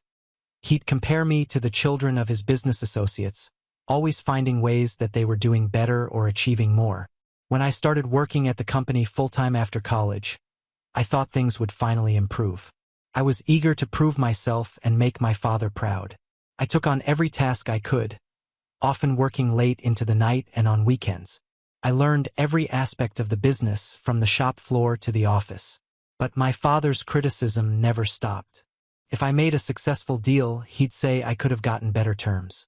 If I introduced a new efficiency measure, he'd ask why I hadn't thought of it sooner. It was exhausting and demoralizing, but I kept pushing myself, hoping that one day I'd finally earn his approval. When my sister introduced us to Jake, I was initially glad to have someone else to talk business with in the family. Jake was charming and confident, always ready with an anecdote from his accounting days or a theory from his MBA classes. I didn't see him as a threat at first. After all, I was the one who had been groomed to take over the business. But it quickly became clear that my father was obsessed with Jake. He'd invite Jake to important meetings, ask for his opinion on decisions, and praise him effusively for every suggestion. It was like watching the relationship I'd always wanted with my father play out between him and Jake instead. There were countless small incidents that added up over time. Once, I spent weeks preparing a plan for updating our equipment. When I presented it to my father, he seemed unimpressed, but when Jake chimed in with a few general comments about ROI, my father acted like he just heard the most brilliant insights of his life. Another time, we were at a family dinner, and my father was talking about a problem we were having with one of our clients. I started to explain the solution I was working on, but my father cut me off mid-sentence to ask Jake what he thought. Jake gave a vague answer about customer relations, and my father nodded along like it was gospel. The incident with the product line expansion was particularly frustrating. I had done careful market research and cost analysis. My report clearly showed that the risks outweighed the potential benefits. But Jake, who had never even worked in manufacturing, confidently declared it was a great opportunity. My father didn't even finish reading my full report before deciding to go with Jake's recommendation. When it obviously failed, costing the company a significant amount of money, I thought surely my father would see that he'd been wrong to trust Jake's judgment over mine. But instead, he praised Jake for being bold and taking risks, while criticizing me for not finding a way to make it work. The supplier negotiation was another slap in the face. I had spent months building a relationship with the supplier, understanding their costs and constraints, and carefully crafting a mutually beneficial deal. When Jake jumped in at the last minute and got a worse deal, I was confused that my father still saw it as a win. And then there was the product launch. I had led every aspect of it, from initial concept to final production. It was a success, and I was excited to finally have something my father couldn't criticize. But at the launch event, he barely acknowledged my role. Instead, he had Jake give a speech taking credit for the vision behind the product. I was so angry, I had to leave the room to avoid making a scene. Through all of this, my sister's unwavering support of Jake has been salt in the wound. We used to be close, and she knows how hard I've worked and how much our father's approval means to me. But ever since she married Jake, it's like she's forgotten all of that. She dismisses my frustrations and tells me I should be grateful for Jake's help. I've tried to talk to her about it, to explain how it feels to see Jake waltz in and get the recognition and approval I've spent my whole life working for. But she accuses me of being jealous and small-minded. She says I should be happy for her that her husband is so successful. It's like she doesn't even see me as her brother anymore, just as competition for Jake. That's why the family meeting last week felt like the final betrayal. I had held on to hope that when it really mattered, when it came time to choose a successor, my father would recognize everything I've done for the company. I thought he'd see through Jake's surface-level charm to the substance of what I bring to the table.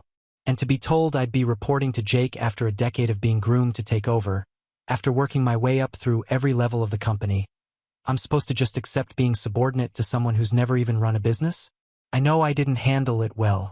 I let my emotions get the better of me, and that probably just confirmed my father's opinion that I'm not level-headed enough to lead. But in that moment, all I could think about was the unfairness of it all. Every late night, every missed weekend, every sacrifice I've made for this company, all of it dismissed in favor of Jake's empty promises and shallow charm. Now I'm at a crossroads. Part of me wants to quit, to walk away from all of it and start my own business, to show them what they're missing. But another part of me still loves this company, still feels responsible for the employees who have worked alongside me all these years. I don't know if I can swallow my pride enough to work under Jake. The thought of watching him potentially run my family's legacy into the ground is almost unbearable. But the thought of walking away from everything I've worked for isn't much better. I'm angry, I'm hurt, and I'm lost. I don't know if I'm in the wrong for blowing up at my father or if I'm justified in my feelings of betrayal. All I know is that this feels like the end of everything I've worked for, and I don't know where to go from here. Update. It's been a year since I posted here, and a lot has happened. I want to thank everyone who offered advice and support. Your comments helped me gain perspective and make some tough decisions. After the confrontation with my father, I decided I couldn't work under Jake. The thought of reporting to him and watching him potentially mismanage the company was too much to bear. So I resigned from the family business. It was one of the hardest things I've ever done, but I felt it was necessary for my own mental health and professional growth. I found a job at another local manufacturing company. It was a horizontal move in terms of position, but it gave me the chance to learn about a different sector of the industry. The new environment was refreshing. My ideas were valued, and my experience was respected. For the first time in years, I felt like I could breathe. I kept minimal contact with my family during this time. My sister would occasionally reach out, but our conversations were strained. My father didn't contact me at all. I heard updates about the family business through the grapevine, but I tried not to dwell on it. Then, about a month ago, I got a call from an old colleague still working at my father's company. He told me there were rumors of financial irregularities. The police were investigating, and Jake's name was at the center of it all. I was shocked. Despite our differences, I never thought Jake would do anything illegal. My first thought was of my father. If Jake was involved in fraud, there was a good chance my father could be implicated too. Even if he was innocent, I knew I had to do something. Despite everything that had happened, I couldn't stand by and watch my father potentially go down for something he might not have done. I decided to hire a private investigator to look into the situation. The PI worked quickly and discreetly. Within a week, he came back with some startling information. Jake had indeed been cooking the books. He had been inflating profits, hiding losses, and even embezzling money from the company. The fraud had been going on for the last year. However, the most important piece of information was that my father appeared to be completely unaware of the fraud. The PI found no evidence that my father was involved or had any knowledge of Jake's actions. It seemed Jake had taken advantage of my father's trust and manipulated financial reports to keep him in the dark. With this information in hand, I knew I had to act fast. I hired a lawyer specializing in white-collar crime and arranged a meeting with my father.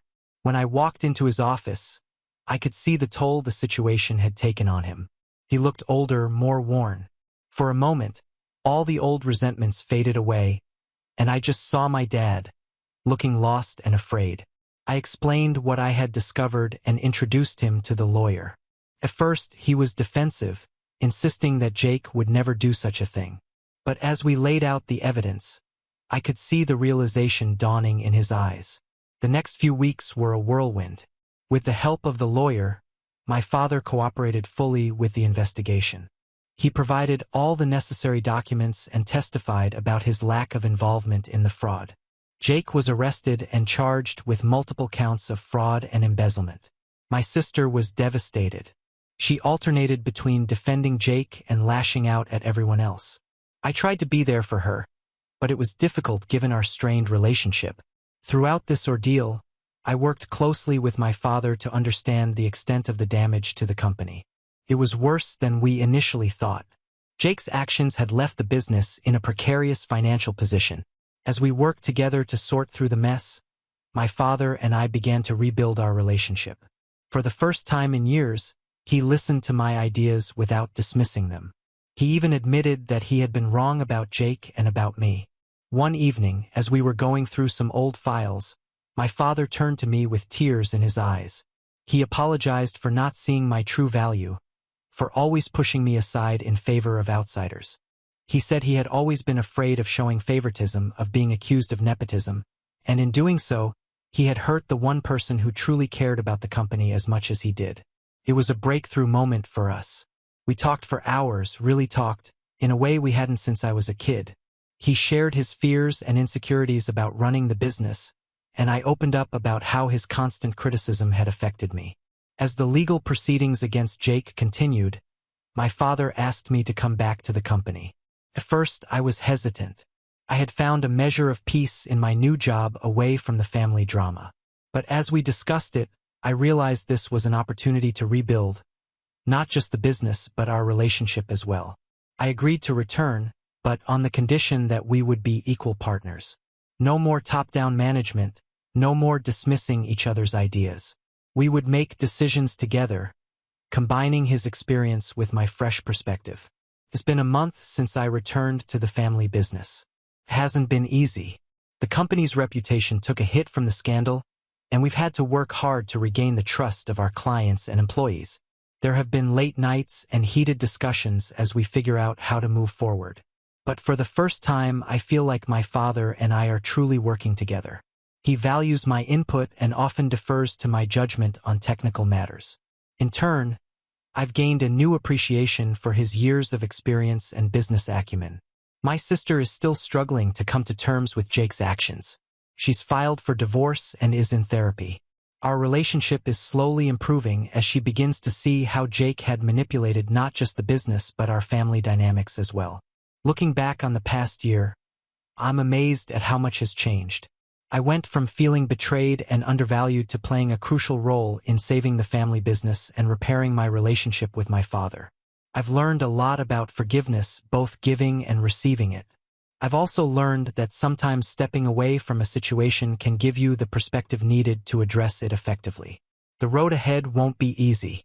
We still have a lot of work to do to get the company back on solid footing. My father and I are still learning how to communicate and work together effectively. But for the first time in years, I'm excited about the future of our family business. To those who might be facing similar family business conflicts, I would say this. Don't be afraid to stand up for yourself, but also be open to reconciliation. Sometimes it takes a crisis to bring people together and reveal the truth. Thank you again to everyone who offered advice on my original post. Your support gave me the courage to make tough decisions and, ultimately, to be there for my family when they needed me most. So Reddit, what do you think? Did I handle the situation well? Any advice for navigating the challenges ahead as we rebuild our business and our family relationships? Now on to the next story. Story 6. Wife's constant gym trips led me to find her asking a guy from there. She admitted sleeping with him and might be pregnant with his baby and is now moving in with the AP. My wife is addicted to the gym and it's ruining our marriage. My wife is 30 years old and she's always worked out and been in shape, but lately I feel like it's becoming excessive. She used to regularly work out at a gym when she was in college. At some point, she stopped going to the gym, I think lately just due to her schedule, and preferred to work out at home or go for runs outside. About 18 months ago, she announced she was going to get back into the habit of going to the gym. She now had a job where she's able to make more time for it. Started off normal, but slowly became more and more frequent. She signed up for classes on the weekend, both days. She started going to the gym every day. Then it became the morning before work and then again later in the evening every single day. If she's stressed, she goes to the gym. Experienced some sort of life crisis, she immediately heads to the gym. We have an argument, runs to the gym. She's 4 months pregnant right now. I'm kind of surprised we even had time to make a kid. I understand that it's safe for her to work out, especially since she was already in the habit of doing it before she got pregnant, but the intensity is not slowing down. If she misses one of her normal gym sessions, she becomes so irritable like a junkie not getting her fix. It's just bizarre, truly a case of too much of a good thing. Of course, she gets upset when I voice that I feel it's becoming an unhealthy obsession and that I miss spending time with her because she's there so much. She has all of these friends and this whole circle of people there that she seems to prefer spending time with over me. Why don't we work out together at the gym? The gym is her time, she says. This isn't a case of me feeling insecure because she's in great physical shape and I'm a fat slob. I work out and I'm in shape. My job really requires me to stay in shape, so I can't let myself go if I want to. I genuinely feel her gym habits are unhealthy. She's over-exercising for one. There is such a thing, but worse than that, I feel it's becoming a way for her to escape everything else in her life. She never actually fixed anything that goes wrong in her life. She just runs off to the gym to get some sort of mood boost and then that's it. She also never gets anything else done in a practical sense because how can she when she's at the gym so often? It's to the point where I have to do every chore and if food is getting made, I'm gonna have to do it. I don't expect her to do all of those things, but it should at least be a shared effort. People we know have even commented about it to me. They've said things about how she seems different, how she sure is at the gym a lot, and many of her friends and family barely see her anymore. Some have even suggested she's having an affair with somebody there. Please tell me that this doesn't sound normal to you. She insists this is perfectly normal. Update 1. My wife is cheating, just not sure what degree. Somebody private messaged me and suggested I post here for advice. Editing to add that she's 30. I'm 32. We've been married for 8 years. I don't feel like rehashing all of the details, but I posted a little over a week ago about my wife's addiction to the gym. A compulsion, if you will. She spends most of her free time there. She often goes twice a day and sometimes even 3 times. If we have a fight at night and she needs to run off instead of actually talking to me, she won't let me go to her gym and she refuses to go to mine. Her gym is her place. My gym is my place and that's just the way it has to be according to her. I'd love to have her come along with me.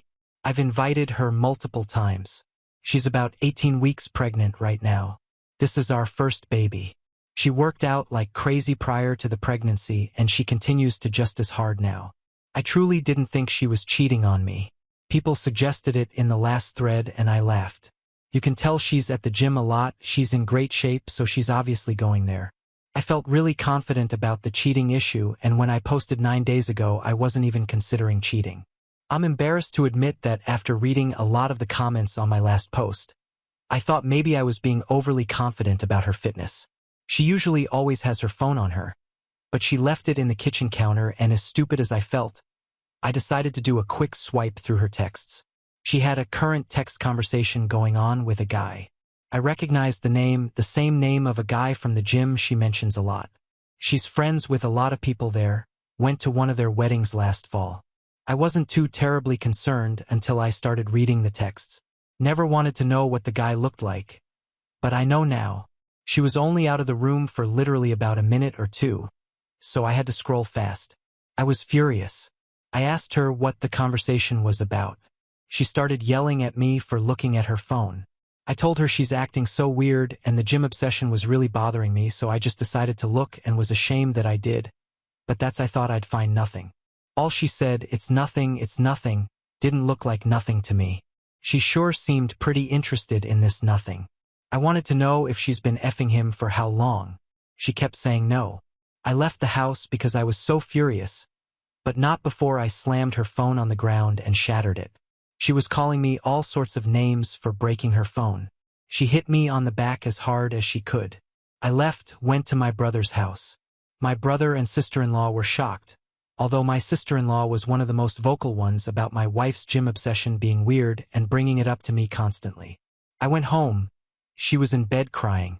She obviously couldn't call me or anyone else for that matter.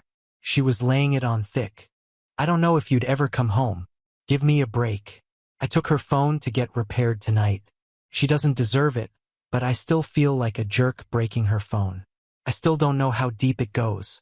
She won't admit to anything beyond what I saw. Was it digital flirting bad enough or more? I'm convinced it was a lot more, but she refuses to hand over her phone and is now trying to act like I'm this terrible monster who was abusing her because I broke her phone. Not my proudest moment, but I honestly wanted to body slam her after she punched me. I have never and would never actually touch her like that. Update 2. My wife admitted to an affair.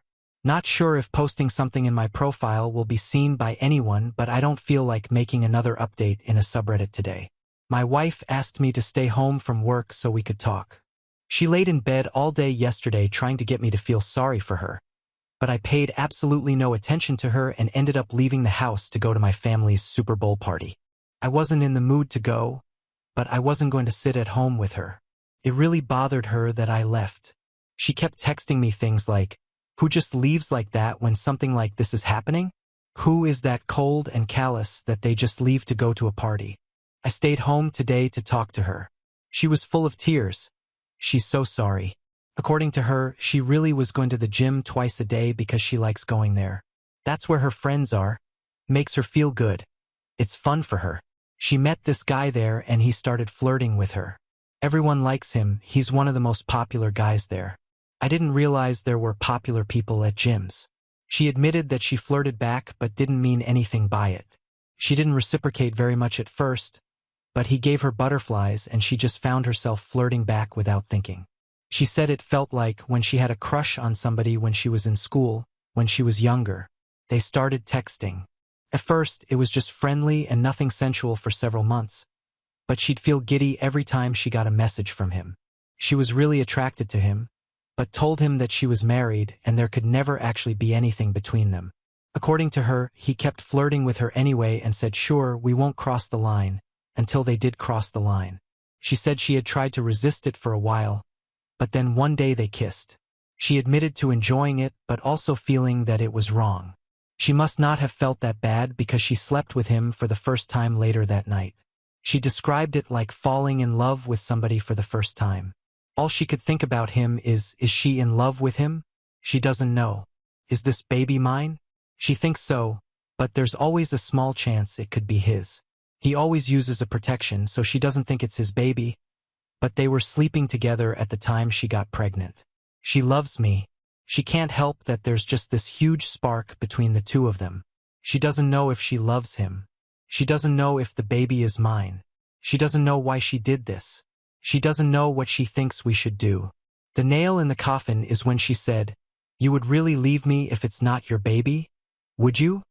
She had the balls to ask me that. I told her, of course I'm leaving her and I wouldn't raise another man's child. She seemed shocked. She said, "Really? With everything we have, in all our history, you wouldn't even consider it. She can't be serious." I told her no, I would never consider it. She agreed to get a DNA test. She tearfully agreed, like I'm supposed to feel sorry for her about it. I don't know who this woman is. She was crying the whole time, but not tears of an ashamed or sorry person. They were tears for herself and meant to try to make me feel bad. Feel bad for what? That her heart is apparently so torn. Update 3. My wife is moving in with her AP. They're in love. My life has been reduced to a trashy daytime talk show. The woman who was once my wife, who I considered a classy woman, has turned into complete trailer trash. Today she announced that she's moving in with her affair partner from the gym. She's pregnant, might be his kid, might be mine. She's too embarrassed to go get blood drawn for a paternity test. She spent about a week trying to get my attention, to get me to talk to her, to get me to beg her to be mine. I didn't fall for any of it. I've largely been ignoring her, and when we have to speak, I keep it very brief. We've been living together this whole time, but I'm in a different room now and functioning separate from her in all ways. So her pouting and trying to get me to pay attention to her and give her a gold star for not going to the gym for 5 days in a row didn't work. Today she texted me to say she is moving in with him. Somehow I still care about this person. I've already met with a lawyer though. I can care about her as a human being and possible mother of my child without being married to her. Still it stung to hear her say she was going to be with him. I told her it wasn't a smart move to leave the house. I've even told her she should probably meet with a lawyer. She doesn't care about anything I have to say. I don't think she needs to move in with anybody. I actually feel bad for her that she can't just be on her own. I asked her if he actually knew she was pregnant and wanted to know what story she's been telling him this whole time. She said he knows and he doesn't care if it's my baby. He loves her and wants to be with her. Bizarre. You can't find anyone else. Somebody who isn't a married, pregnant woman? Why would you take that on? Doesn't make sense to me. He's scum, but he's good-looking scum who apparently is gainfully employed and owns his own home. So you can't tell me that my married pregnant wife is your only option here. I just can't imagine being a single guy like that and wanting to put up with this baggage when I could have other options, and if this really is my baby then what? They'll live with my wife in this weasel 50% of the time. I don't know how my life turned into this mess, and she thinks it's embarrassing to have to go get blood drawn. Update 4. My wife has agreed to a paternity test. My wife moved in with her AP last weekend. She didn't take very much at all. Most of her stuff is still in her house. I still get the feeling she was just waiting for me to beg her to come home, but I didn't reach out to her at all after she left. It was a strange mixture of relief, anger, and sadness. I don't think I ate at all until last night. Just never felt hungry. Drank a little too much, but I'm fine. I'm posting this update because I've received a ton of messages from people, and honestly it's emotionally draining to respond to each one and to have to type the same stuff out. I just don't feel like talking about her that much. So this morning she texted me to say her AP wants to get a DNA test done, so she's going to do it. Look at that, didn't matter when I wanted one, but now that he has requested it, she suddenly thinks it's a great idea. She asked if I wanted to submit a sample because it'll be cheaper to have 2 dads tested as part of one package. I don't even care about the cost at this point. I just want an answer. I don't have to see or interact with them at all. I just have to make my own appointment with the lab to get my cheeks swabbed. So this Saturday I'm going to do that, and we should have the results within a week. I'll take what I can get at this point because it's better than her dragging this out for another 20 weeks. So that's it. I'm fine. I'm going to work every day trying to function. Just feel stuck in limbo. I miss her honestly. I hate that she's there with him. It makes me sick. Part of me does want to beg her to come home. It'll be even worse if I find out that it's my baby and she's there with him. Unless he drops her at that news, that I won't let myself beg her. I won't play any of those games with her. Now on to the next story. Story 7. Discovered that my girlfriend is a serial cheater, so I exposed her and ruined her life. My girlfriend and I were together for 4 years before we broke up. We shared a mutual friend, and I first saw her when a picture of the two of them was posted online. I thought my girlfriend looked amazing and I slid into her DMs. We started talking and we hit it off. She was a portrait photographer, so a lot of the photos on her Instagram were of her work. I didn't see any signs of her being in a relationship when I did my cursory glance at her page. She and I had been dating for 6 months when she came clean to me about her past. She told me that when we started talking, she was in a relationship. I had absolutely no idea about it. If I had known, I wouldn't have even messaged her to begin with. I was very upset with the news, but she managed to calm me down and explain herself. She described the relationship as being extremely tumultuous. She and her boyfriend were volatile with each other, and it was a toxic situation. She told me that he had been guilty of cheating several times in the past. What she said didn't make it okay that she cheated on him with me, but I could understand where she was coming from. The way she framed it made it seem like she was stuck in a really bad relationship. I assumed that when she met me, she had a reason to get out, so she did. We had a long discussion about everything, and she swore to me that she would never do anything like that again. She told me that it was eating her alive having to lie to somebody as long as she was. The guilt was overwhelming to her, and it was the worst feeling she'd ever had. She cried, and I comforted her. Looking back, I should have ended things right then. She pretty much confessed to doing the worst possible things she could have done in a relationship, and I comforted her for it. I feel like a fool even thinking about that now. Years passed, and our relationship was going very well. By that point, I'd completely fallen head over heels in love with her. We were living together, and we had 2 dogs. I thought that I'd finally found the perfect woman for me. Both of us were successful in our work. I worked in a pharmaceutical testing lab, and I climbed very high on the ladder there. I was managing several teams of people, and I was accomplishing a lot of my goals with the job. On top of that, my girlfriend was getting popular on social media for her work. Her portraits were phenomenal, and she was making a name for herself.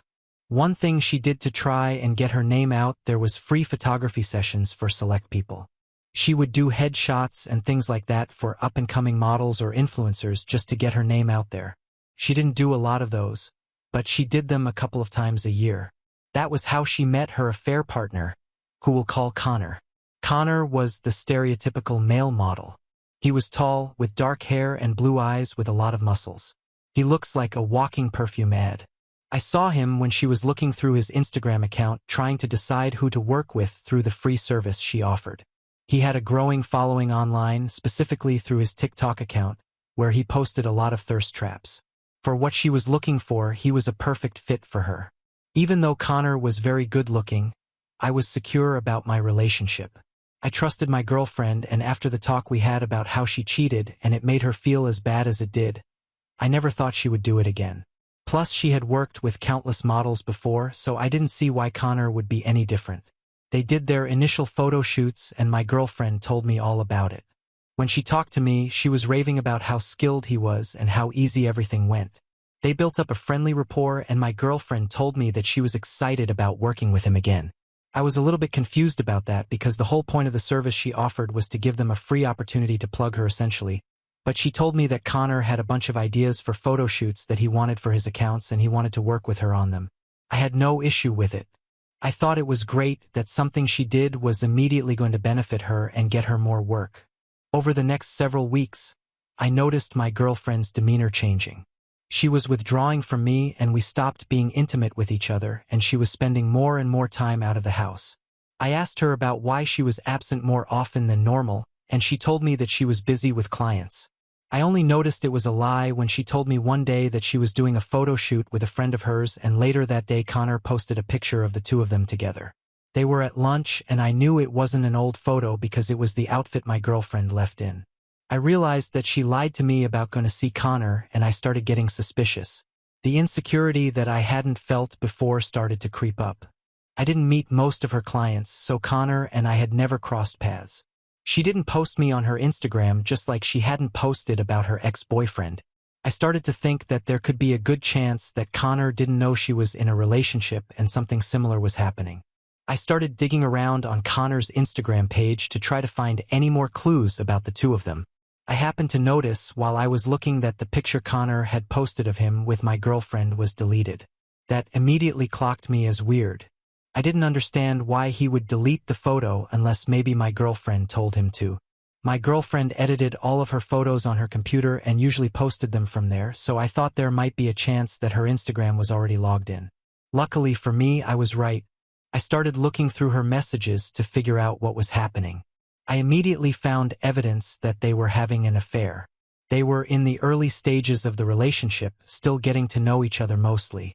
Through everything I saw, I never saw one mention that my girlfriend wasn't single. It made sense that Connor might not know about me. I took some screenshots of those conversations and I emailed them to myself. I didn't know what to do exactly. So much of my life was entangled with hers, and it was going to be messy breaking up, but I didn't have much of a choice. The more I started thinking about it, the more I started thinking about her ex-boyfriend. It was clear to me then that my girlfriend was a liar, so I wondered if she had been lying about him too. I did some digging and found out who he was. I sent him a message on Instagram that same day and asked him if we could talk about her. He replied within a couple of hours and told me that he would be willing to. We set a time to have a video call later that evening. My girlfriend was still out with Connor, presumably sleeping with him. I called her ex and we started talking. The story he gave me was completely different from what my girlfriend said. It was very similar to mine. Even they were both happy together and until someone new showed interest in her and she decided she wanted out. He made it seem like it was all very sudden and there weren't any signs leading up to it. One day they were talking about their futures and the next she was completely packed up and out of his house. She didn't even break up with him properly. She took all of her things and left and he had to harass her to get an answer for what happened. He advised me to get away from her as soon as I could. My girlfriend got home late that night and I lied to her and said that I had a lot of work I had to catch up on and wouldn't be going to bed with her. While she was asleep, I decided that I was going to message Connor about everything. I had a strong suspicion that he had no idea what she had done to two different people and I thought he might like to know. I messaged him on Instagram with my story alongside screenshots that my girlfriend's ex sent to me. I told him that if he wanted to talk about it more, just let me know and I'd be happy to talk to him. The following morning I had a message from him where he told me that he was shocked by what I said and wasn't sure if he should believe it.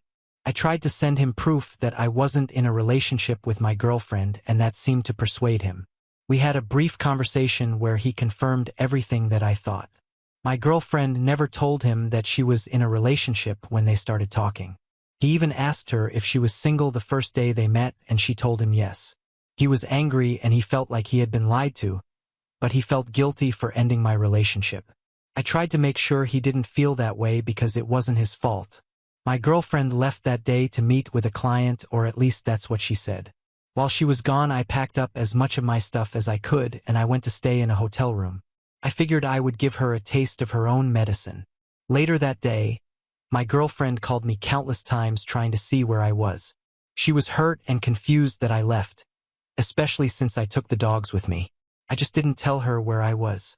I figured going no contact with no explanation would be hurtful and leave her with a lot of unresolved issues. I was thinking long-term rather than short-term with that one. Connor deleted a lot of the photos that he had posted that my girlfriend had taken. He even posted on his Instagram story some of the screenshots with my name blurred out. He commented on how you can't just trust anyone these days. It would only take a little bit of detective work to figure out who it was talking about. From the look of it, my girlfriend lost quite a bit of followers after that happened. Connor broke things off with her entirely and she was single. I knew that the house that we were living in together wasn't one that she could afford to keep up with on her own, so she was forced to move in the end. It seems like she got a nice taste of her own medicine and because of her actions, she lost a lot of potential business with other people. Knowing now that Connor has brand deals with a couple of big-name designers, I'm sure she is kicking herself for that. He could have taken her name to a whole new height. Now on to the next story. Story 8. Parents gave huge amounts of money to have a baby. Now that my child has health issues, they want the money back because he's defective in their eyes. I, 26F, had a baby about 4 months ago with my husband of 3 years, Keith, 27M. We didn't intend to get pregnant. We weren't trying, but when we discovered that we decided to go along with it. My parents were the most excited about it at the time, and ironically, they're the ones who are the least happy about the baby currently. So, my parents have always loved the idea of having a big family with lots of kids and grandkids. I have 2 siblings, an older brother, 30M, and a younger sister, 20F. My brother has 2 kids of his own, both under 7 years old. Once I got married, my parents began to pester me about having kids, but I didn't pay any heed to them. It had barely even been a month to my wedding, so I wasn't interested in having a child so soon. I wanted some time alone with Keith before we had kids, to travel and have our fun. But my parents started pressuring me within a few months of my marriage. They'd incessantly speak about the joys of being a parent without mentioning any of the difficulties that came along with it. I ignored them back then because I had no other choice than to put up with it. They'd been wonderful parents to all 3 of us, But as we got older, they'd become more and more bothersome to have a conversation with because of their weird obsession with our lives. My brother believed that it was because they were both retired now and didn't have anything to do all day, so they decided to obsess over our lives instead. First, they pestered my brother to have kids, which he did because he did want kids of his own at some point. And then, once I got married, they started on me. I'd made up my mind that I wasn't going to let them wear me down, and I'd only have kids whenever I thought I wanted to. So, I patiently put up with them for the first couple of months. Then eventually, I began to tell them that having kids wasn't in the cards for us at the moment, but I'd think about it just to get them off my back. Around a year and a half ago, they approached me and told me very bluntly that I didn't have to worry about the finances of having a baby because they cover it all for me and were even ready to give it to me up front. They thought that I might have been worried about the financial toll of having a child and so offered to literally write a check for whatever amount I quoted, as long as they'd have a grandkid in their arms in the coming months. I did some thinking back then and decided that I was going to take a whopping $30,000 from them for a couple of reasons. Before people start judging me, let me just say that I'm a sales associate and my husband is an insurance agent, so if someone's offering US money, you best believe we'll take them up on that offer, no questions asked. We don't make a fortune at our jobs, and my parents were offering me a blank check to fill in myself for the future, so that was my first reason to agree to their proposition. Secondly, Keith and I had discussed kids, and both of us agreed that we definitely did want them, just not right now. It would happen when it would happen, but we weren't going to try on purpose.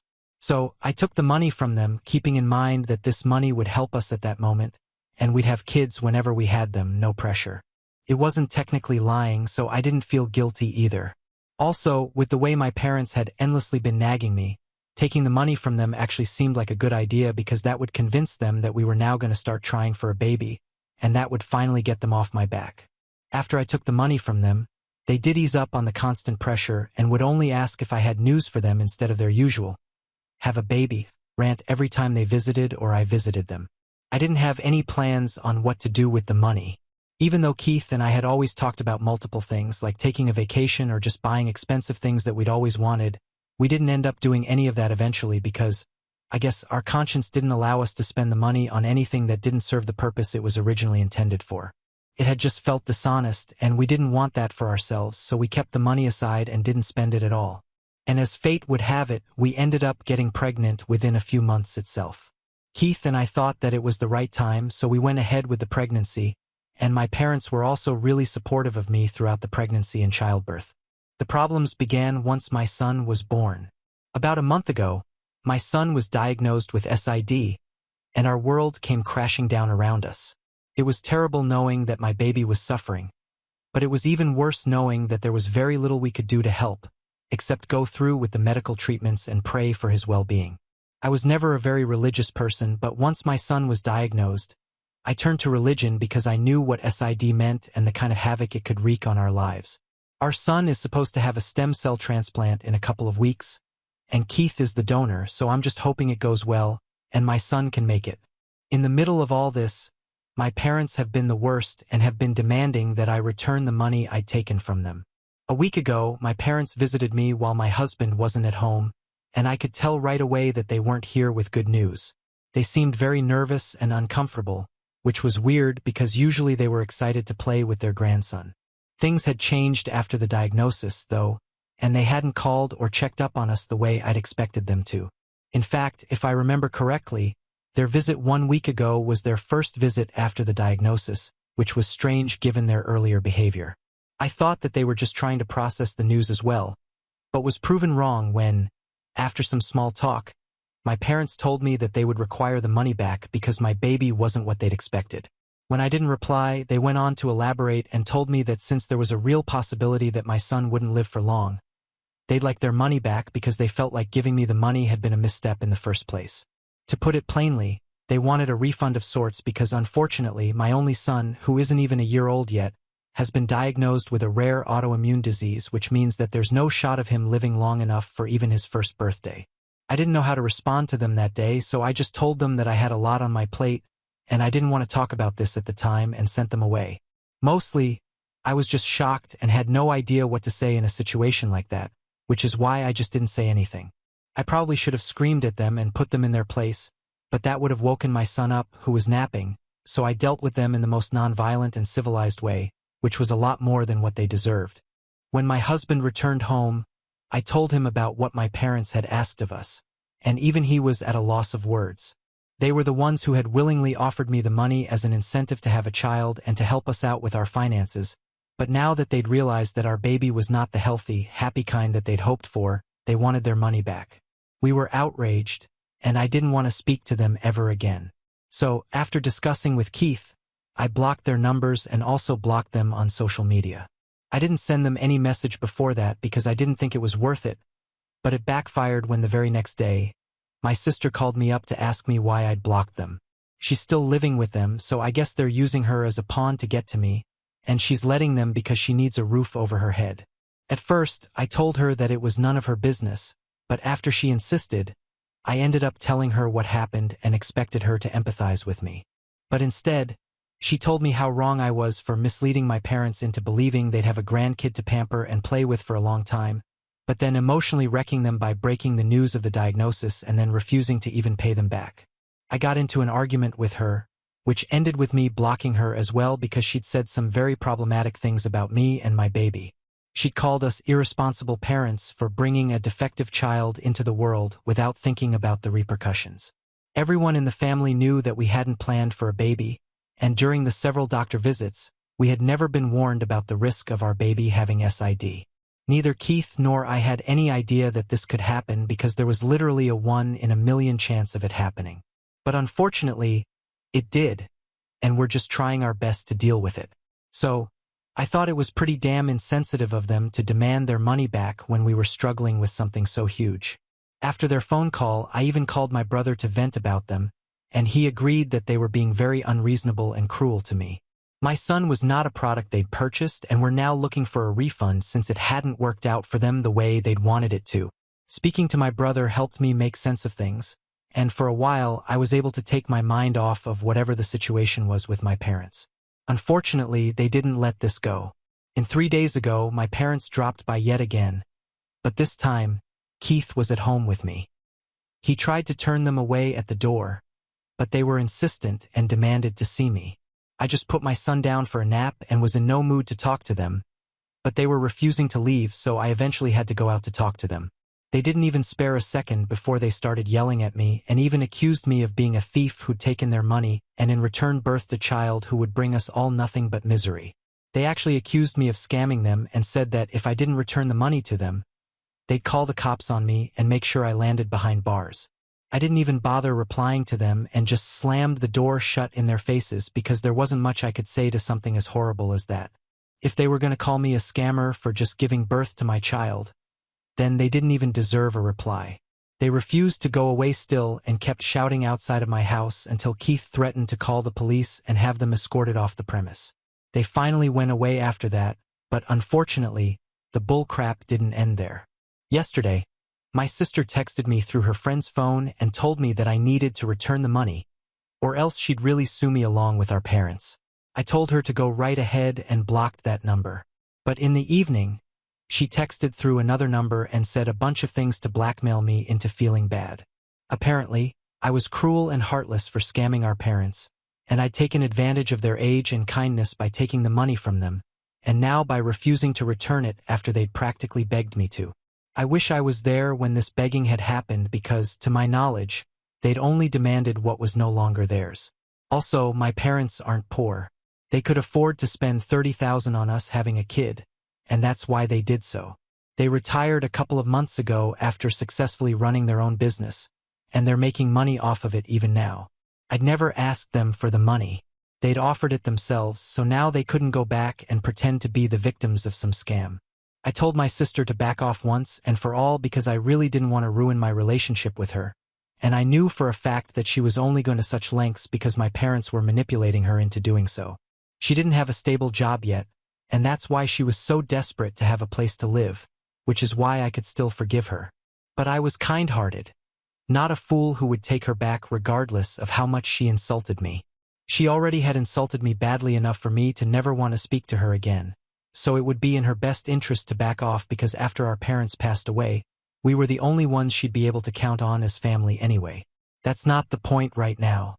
So, after that text, she replied to me and told me that I was the one who was making my parents miserable and that they were already going through a lot, knowing that their grandkid might not make it while I was making it worse by refusing to return the money they'd spent on his birth. I couldn't believe the audacity of that when I was literally a mother who could lose her child. But somehow even now, they were the victims here and not me. I called my brother to talk about it, and he told me that at this point, I should just return the money to get them off my back. I cannot do that because there are a lot of medical expenses to cover, given the stem cell transplant that's about to take place in a few weeks from now. I have many more things to think about right now, and I honestly don't think that my parents even deserve to have that money back, point blank. I just don't feel like they should get that money back ever at any point in their lives after the way they've treated me. I don't know if that makes me right or wrong in this situation because I know it's probably not very ethical, but then again, nothing that my parents have done is ethical either. The bottom line is that even if I could, I wouldn't want to return that money to my parents simply out of spite in the way that they behaved with me. They've said the most unforgivable things a parent can say about their own grandchild, a grandkid they insisted we have, by the way. So, I just don't see any reason as to why I should pay them back, even if it is the morally right thing to do. I can't make them suffer the way I'm suffering right now, but I can at least bother them like this, and I know it's petty, but right now I don't care. My son's in a life-threatening situation, and all they care about is their money, so they deserve to be treated badly in my opinion.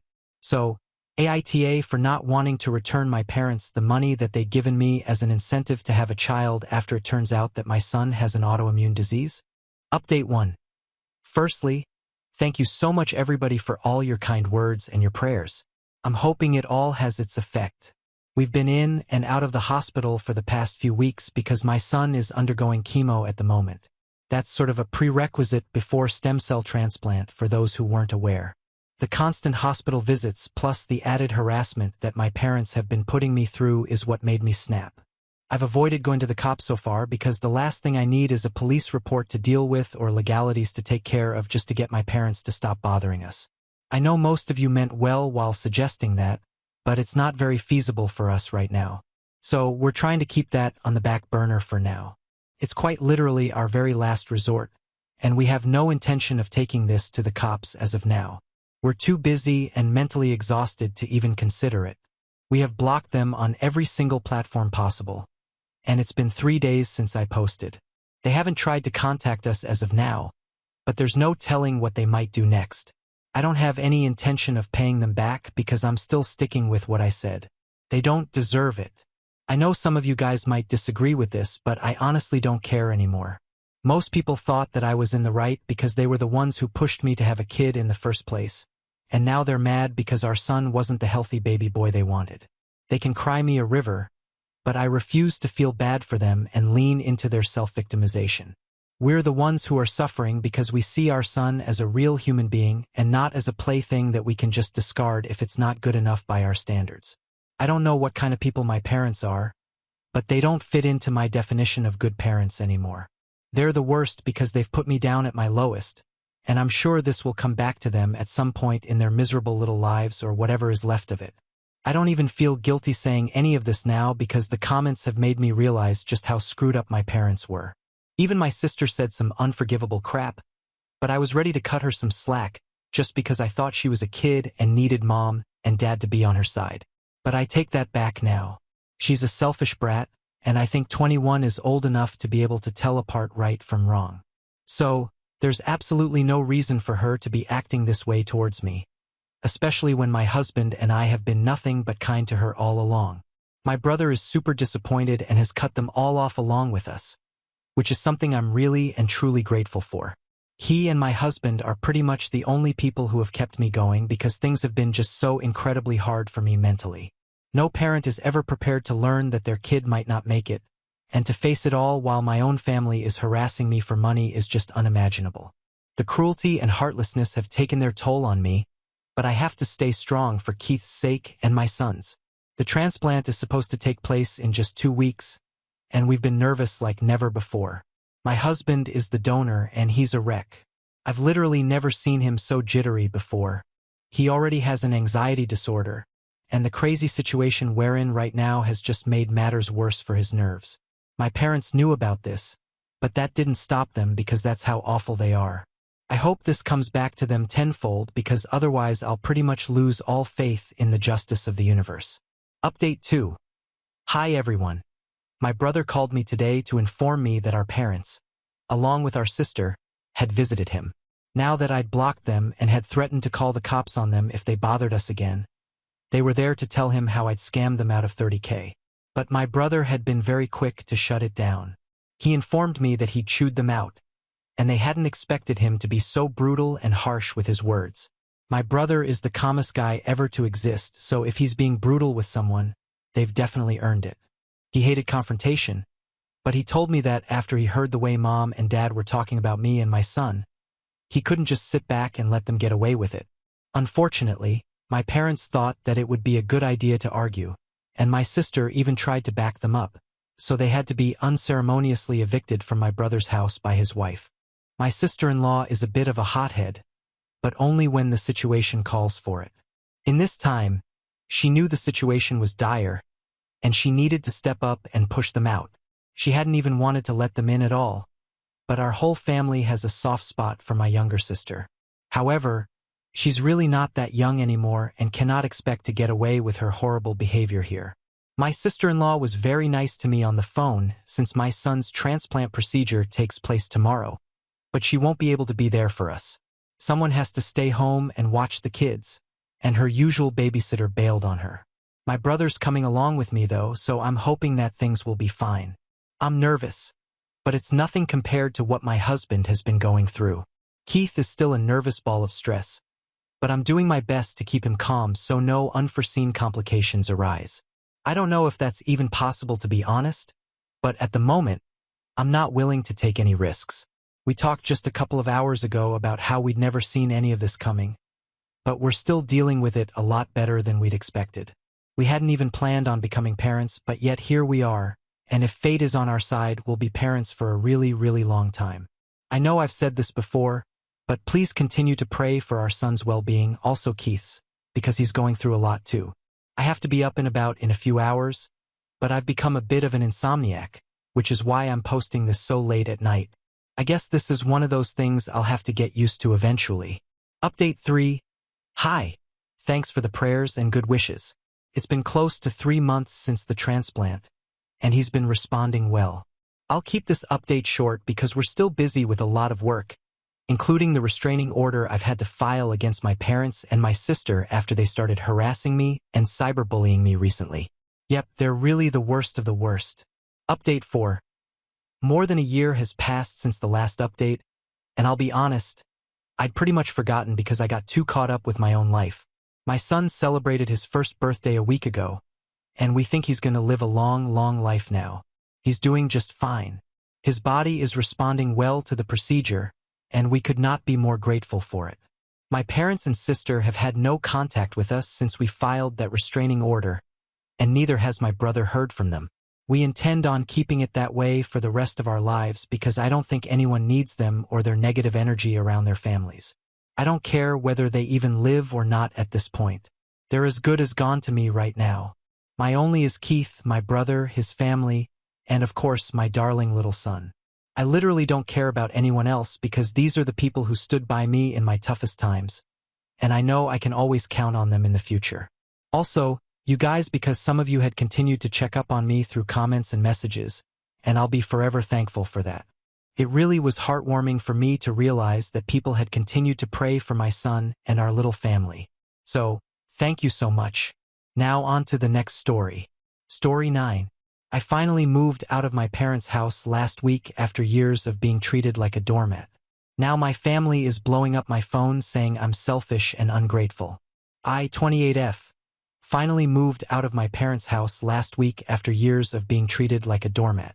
Now my family is blowing up my phone saying I'm selfish and ungrateful. I need some outside perspective on whether I'm the here. I'm the oldest of 4 kids.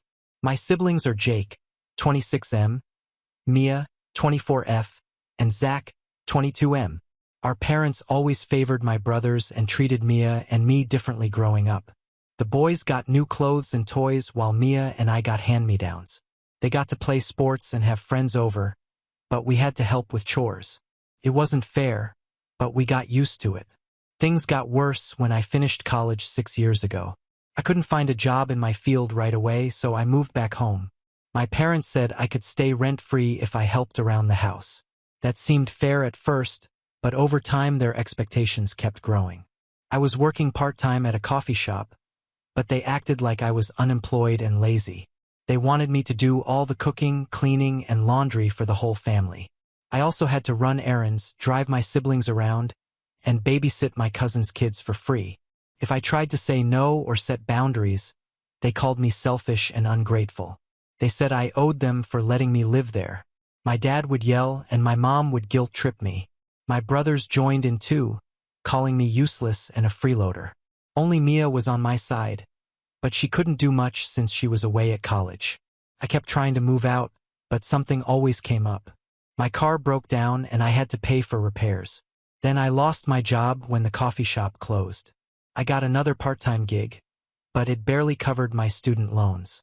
My parents always found excuses for why I couldn't leave yet. Things hit rock bottom last year. I finally landed a decent full-time job in my field. I was excited to start saving money to move out, but then my parents dropped a bombshell. They said since I had a real job now, I needed to pay them $1,000 a month in rent. That was almost half my take-home pay. I tried to argue that it was too much, especially since I was still doing all the housework. They said I should be grateful they weren't charging me market rate. When I mentioned moving out instead, they freaked out. My mom cried and said I was abandoning the family. My dad threatened to disown me. I gave in and agreed to pay the rent, but I was miserable. I was working 40+ hours a week at my day job, then coming home to cook and clean for everyone. On weekends, I was still expected to run errands and babysit. I had no social life and no time for myself. My brothers made things worse. They're both in college now, but they live at home and don't pay rent or do any chores. They expected me to clean their rooms, do their laundry, and make them food on demand. If I refused, they complained to our parents that I was being mean to them. The final straw came last month. It was my one day off after working 12 days straight. I was exhausted and just wanted to rest. But my mom woke me up early and handed me a long to-do list. It included deep cleaning the whole house, going grocery shopping, and preparing a big family dinner because my aunt was coming over. I said I was too tired and suggested we order takeout instead. My mom got angry and said I was lazy and selfish. She yelled that I should be thankful for everything they do for me.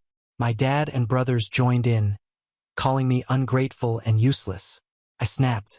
I told them I was sick of being treated like Cinderella.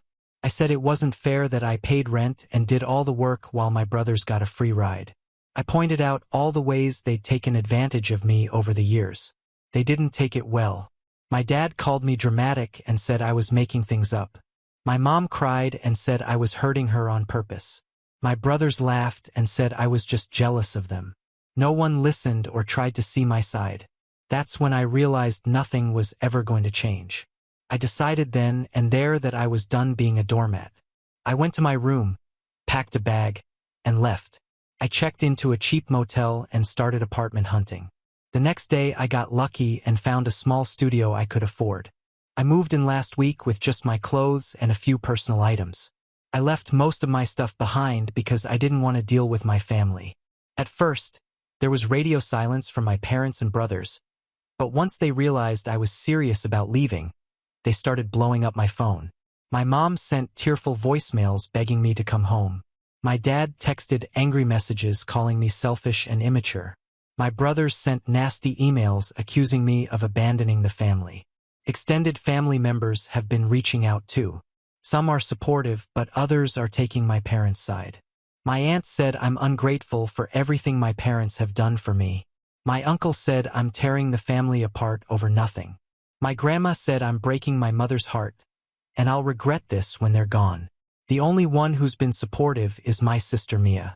She said she's proud of me for standing up for myself. She admitted she'd been afraid to come home on breaks because of how they treated me. She's thinking of moving out of the dorms and getting an apartment with me. It's been a week now, and I'm still getting constant calls and messages from family.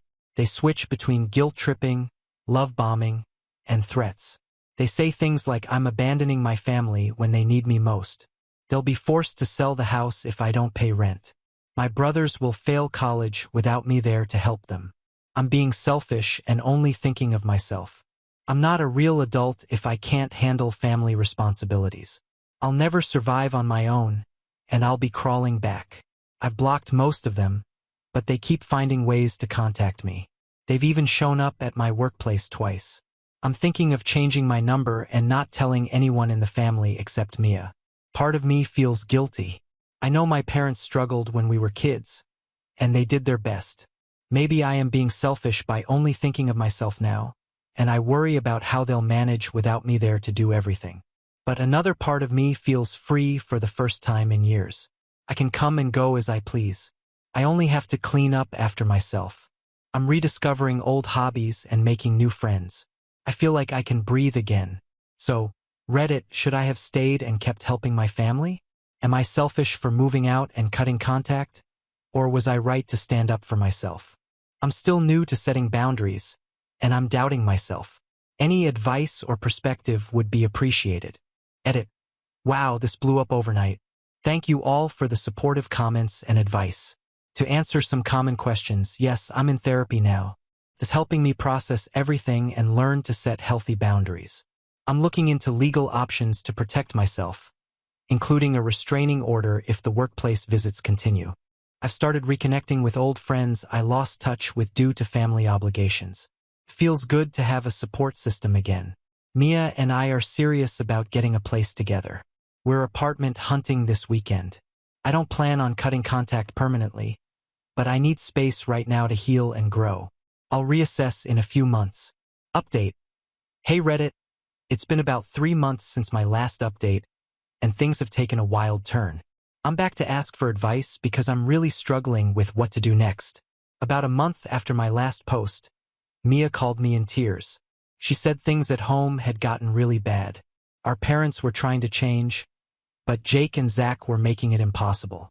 They refused to get jobs or do any chores. They were constantly fighting with our parents and each other. Mia said she couldn't take it anymore. She asked if she could come stay with me for a while. Of course, I said yes. She moved in the next day with just a suitcase of clothes. At first, we thought it would be temporary, but as weeks passed, it became clear Mia didn't want to go back. We talked about it and decided to make it permanent. We adjusted our budget and made space for her things. It was tight, but we made it work. Our parents were upset when Mia told them she was staying with me.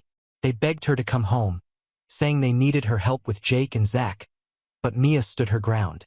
She told them she needed to put herself first for once. Meanwhile, things at our parents' condo got worse. Jake and Zach refused to look for their own places.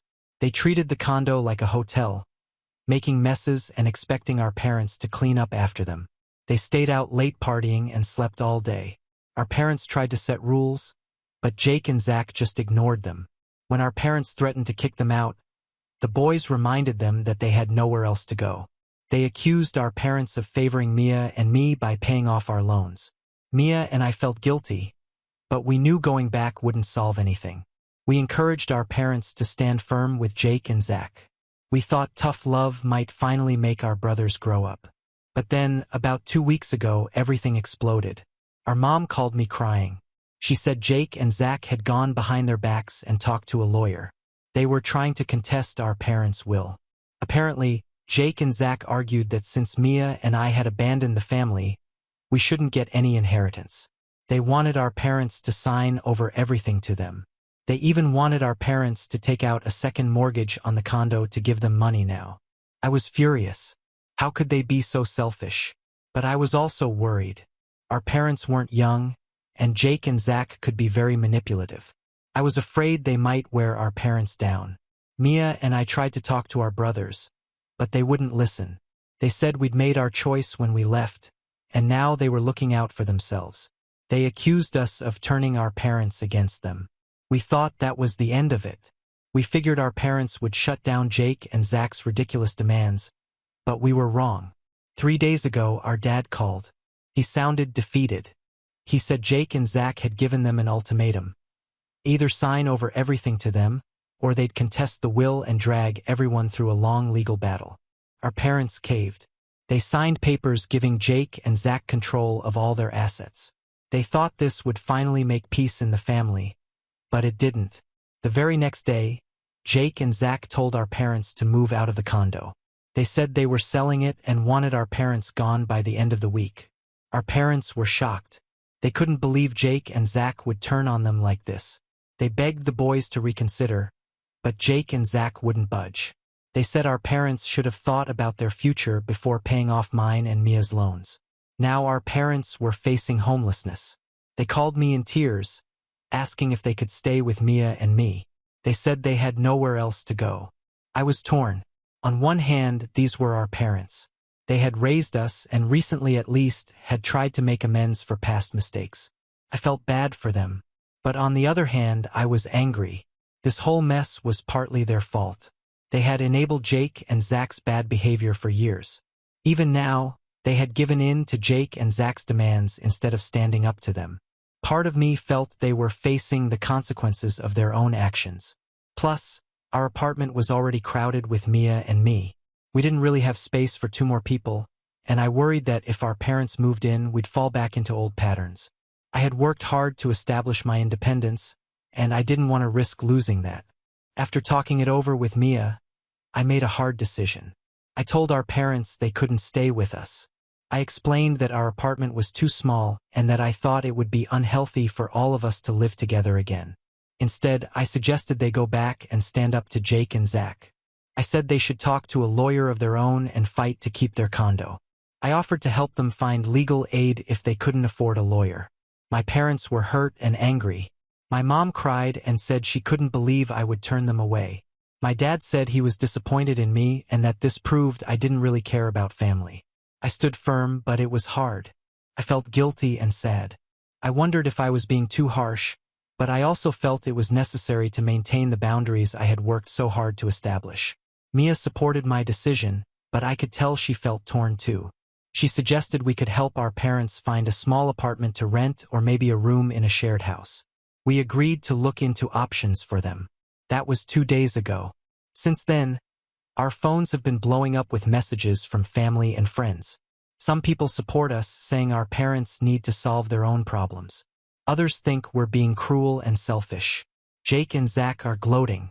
They've been posting on social media about how they're now in charge of the family assets. They're acting like they've won some sort of victory.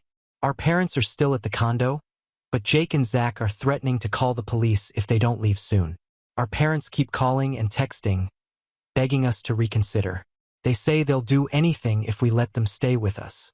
I'm standing by my decision, but I'm really struggling. I can't help but wonder if I'm doing the right thing. Am I being too harsh? Should I have let them stay despite my reservations? Am I just repeating the cycle of family members taking advantage of each other? I'm also worried about the future. What if Jake and Zach burn through all the money and our parents end up with nothing for retirement? Will that burden fall on Mia and me? Should we be doing more to protect our parents' assets even if they won't do it themselves? And I'm sad. Despite everything, these are still my parents and brothers. I hate seeing my family torn apart like this. I wonder if there was anything I could have done differently to prevent this outcome. So, Reddit, I could really use some outside perspective.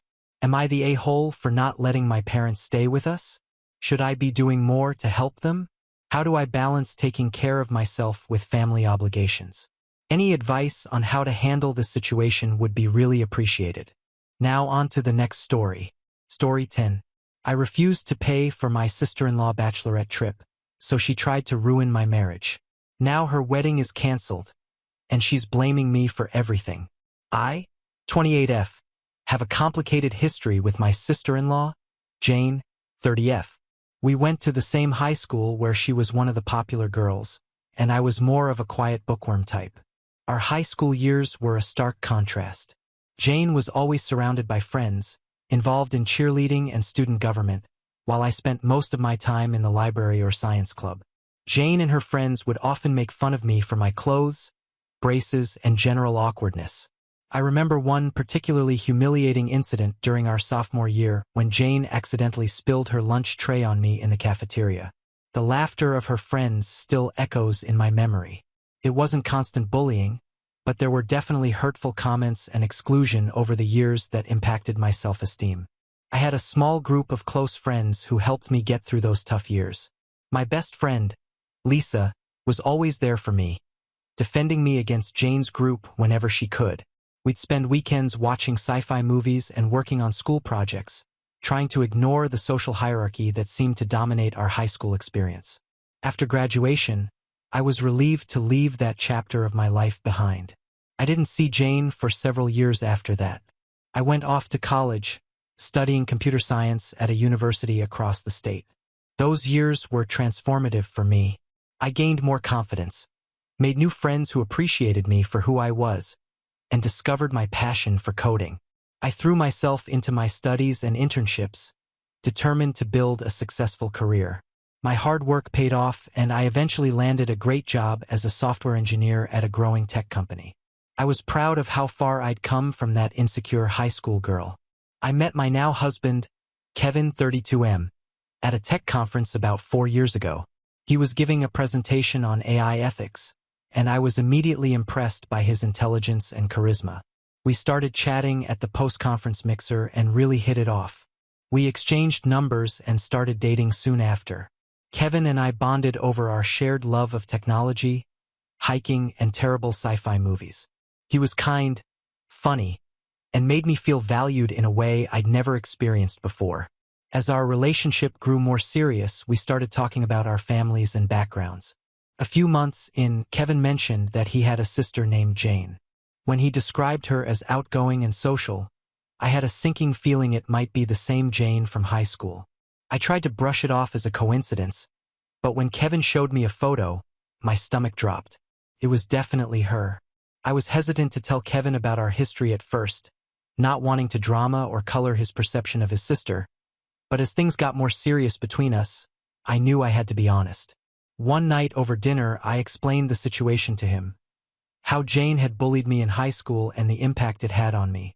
Kevin was understanding and assured me that Jane had grown up a lot since high school. He said she'd had some humbling experiences in college that made her reevaluate how she treated people. While I appreciated his perspective, I couldn't help but feel anxious about potentially having Jane in my life again. The first time I saw Jane again was at a family dinner at Kevin's parents' house about a year into our relationship. My palms were sweating as we walked up to the door. When Jane opened it, I saw the flash of recognition in her eyes. It was pretty awkward at first. I could tell Jane was uncomfortable too. We were polite but distant with each other throughout dinner. Over the next couple of years, Jane and I maintained a cordial but cool relationship. We'd make small talk at family gatherings but never really connected or became friends. Kevin encouraged us to try to move past the high school stuff, but I just couldn't fully let my guard down around her. There was always that lingering memory of how she treated me. I tried to keep things in perspective. We were adults now, and high school was a long time ago. But every time Jane would make a joke at my expense or give me a backhanded compliment, I'd be transported back to those insecure teenage years. I didn't want to make waves in Kevin's family, so I just tried to limit my interactions with Jane as much as possible. About 6 months ago, Jane got engaged to her boyfriend, Ryan, 31M. I'd only met Ryan a handful of times at family events, but he seemed nice enough. I congratulated Jane when I heard the news but didn't expect to be very involved in the wedding planning or anything. So I was surprised when Jane reached out and invited me to lunch, just the two of us. Part of me wanted to decline, but Kevin encouraged me to go, saying it could be a chance to clear the air. At lunch, Jane apologized for how she treated me in high school. She said she had been immature and insecure back then, and she felt awful about it now. She also said she wanted us to have a better relationship as sisters-in-law. I appreciated the apology and told her I was willing to move forward. Jane then invited me to join her bachelorette trip to Greece with some of her friends. I was hesitant at first, but she seemed sincere about wanting to bond. She talked about how it would be a great opportunity for us to get to know each other better as adults. Against my better judgment, I agreed to go, thinking it could be a chance for us to start fresh. For the next few months, Jane and I texted occasionally about trip planning.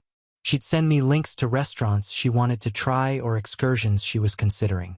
She never mentioned anything about costs or expectations for who would pay for what. I assumed we'd each be covering our own expenses, as is typically the case for these types of trips. The day we were supposed to leave for the trip, I met Jane and her friends at the airport. As we were going through security, Jane casually mentioned that she hoped my credit cards worked internationally since I'd be covering all the expenses for the trip. I was shocked and asked what she meant. Jane then informed me that she had assumed I would be paying for everything. Flights, hotels, meals, activities, for her entire group of 6 friends. She said she picked an expensive destination because she knew I could afford it with my fancy tech job. I was completely blindsided by this. We had never discussed anything like that. I told Jane there was no way I could pay for an entire luxury vacation for 7 people. She got upset and said I was being stingy and ruining her bachelorette trip. Her friends were awkwardly standing there as we argued. Jane said things like, "Come on, we all know you make way more money than any of us. Stop being so selfish."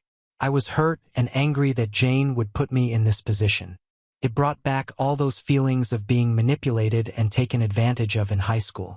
I ended up telling Jane I wouldn't be going on the trip and left the airport. When I got home, I told Kevin what happened. He was furious with Jane for putting me in that position. He called his parents to let them know what Jane had done. They were also very upset with her behavior. Jane has been blowing up my phone, accusing me of ruining her bachelorette trip and embarrassing her in front of her friends. She's saying I'm selfish and a bad sister-in-law. Some of her messages have even referenced our high school history, saying things like, "I guess you're still the same jealous loser you always were." Kevin's parents told Jane that her behavior was unacceptable and that she needs to apologize to me, but so far she's shown no signs of remorse. Instead, she seems to be doubling down and trying to paint herself as the victim. I feel bad that the trip got ruined, but I don't think I did anything wrong by refusing to bankroll an entire vacation.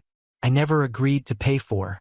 Kevin is fully supporting me, but Jane is making me out to be the villain to other family members and mutual acquaintances.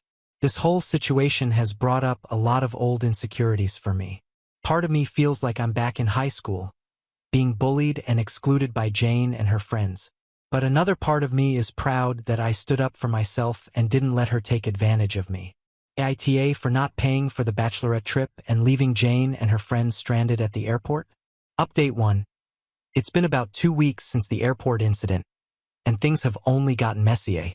Jane has been on a smear campaign, telling anyone who will listen that I'm a selfish, stingy person who ruined her bachelorette trip out of jealousy. She's been posting vague, passive-aggressive stuff on social media about fake family and true colors. At first, I tried to take the high road and not engage. I didn't want to stoop to her level or get drawn into a public drama. But then people started reaching out to me, asking what happened, so I decided to tell my side of the story.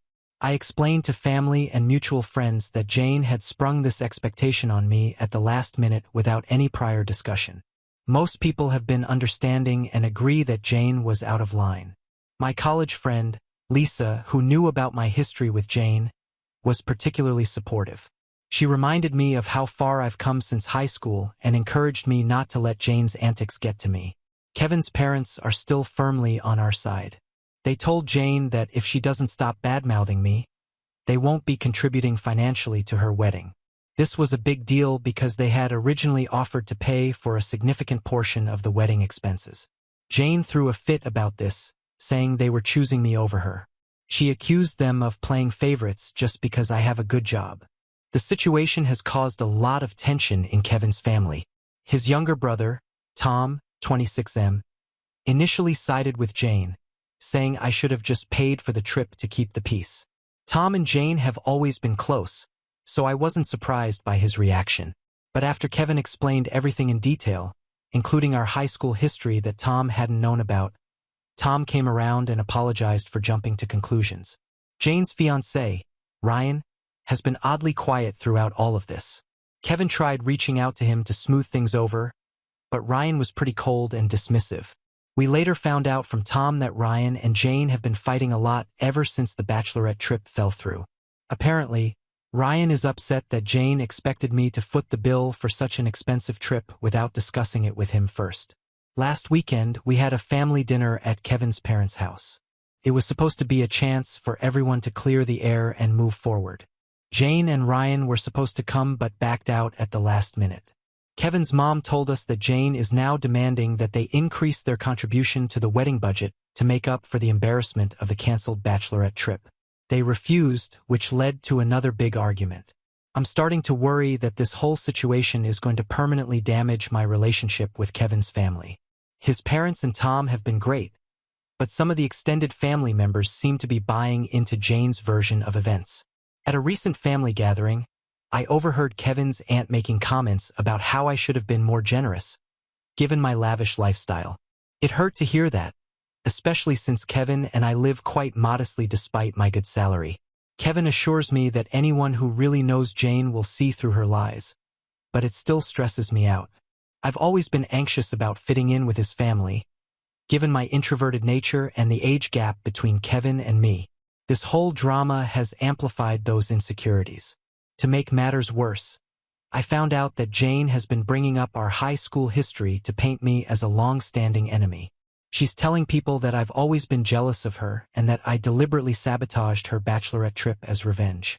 It's frustrating because I thought we had moved past all that ancient history. Kevin and I are trying to rise above the drama, but it's hard when Jane seems determined to make me the bad guy. We're considering skipping the wedding altogether at this point, but we don't want to give Jane more ammunition. I'm not sure what the right move is here. Part of me wants to confront Jane directly and clear the air, but Kevin thinks that will only make things worse.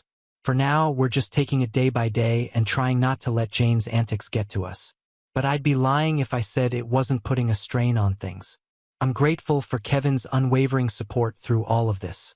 He's been my rock, reassuring me that I did nothing wrong and that he's proud of me for standing up for myself. I've been throwing myself into work as a distraction, but it's hard to focus sometimes with all this family drama swirling around. I'm trying to stay positive and remember that this will all blow over eventually, but some days are harder than others. Update 2.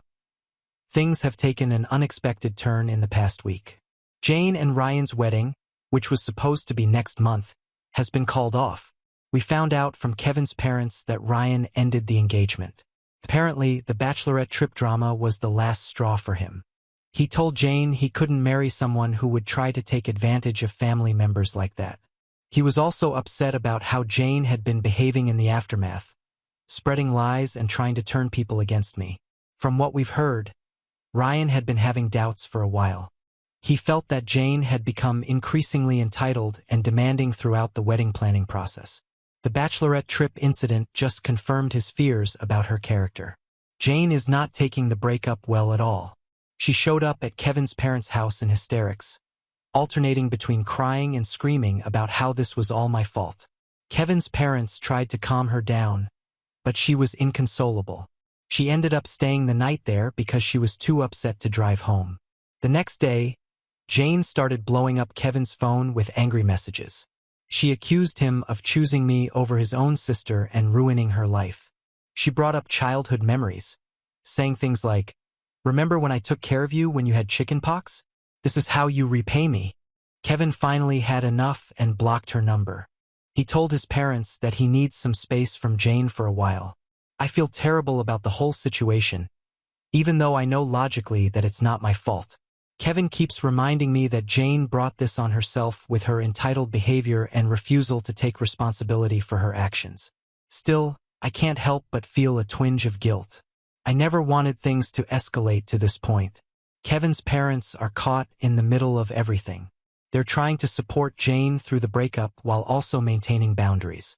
They've made it clear to her that her behavior towards me was unacceptable and that she needs to make amends if she wants to repair her relationships with the family. But they're also worried about Jane's mental state and don't want to abandon her when she's struggling. The situation has stirred up a lot of old family dynamics. Kevin's mom confided in me that Jane has always been the more demanding child, often overshadowing Kevin's needs when they were growing up.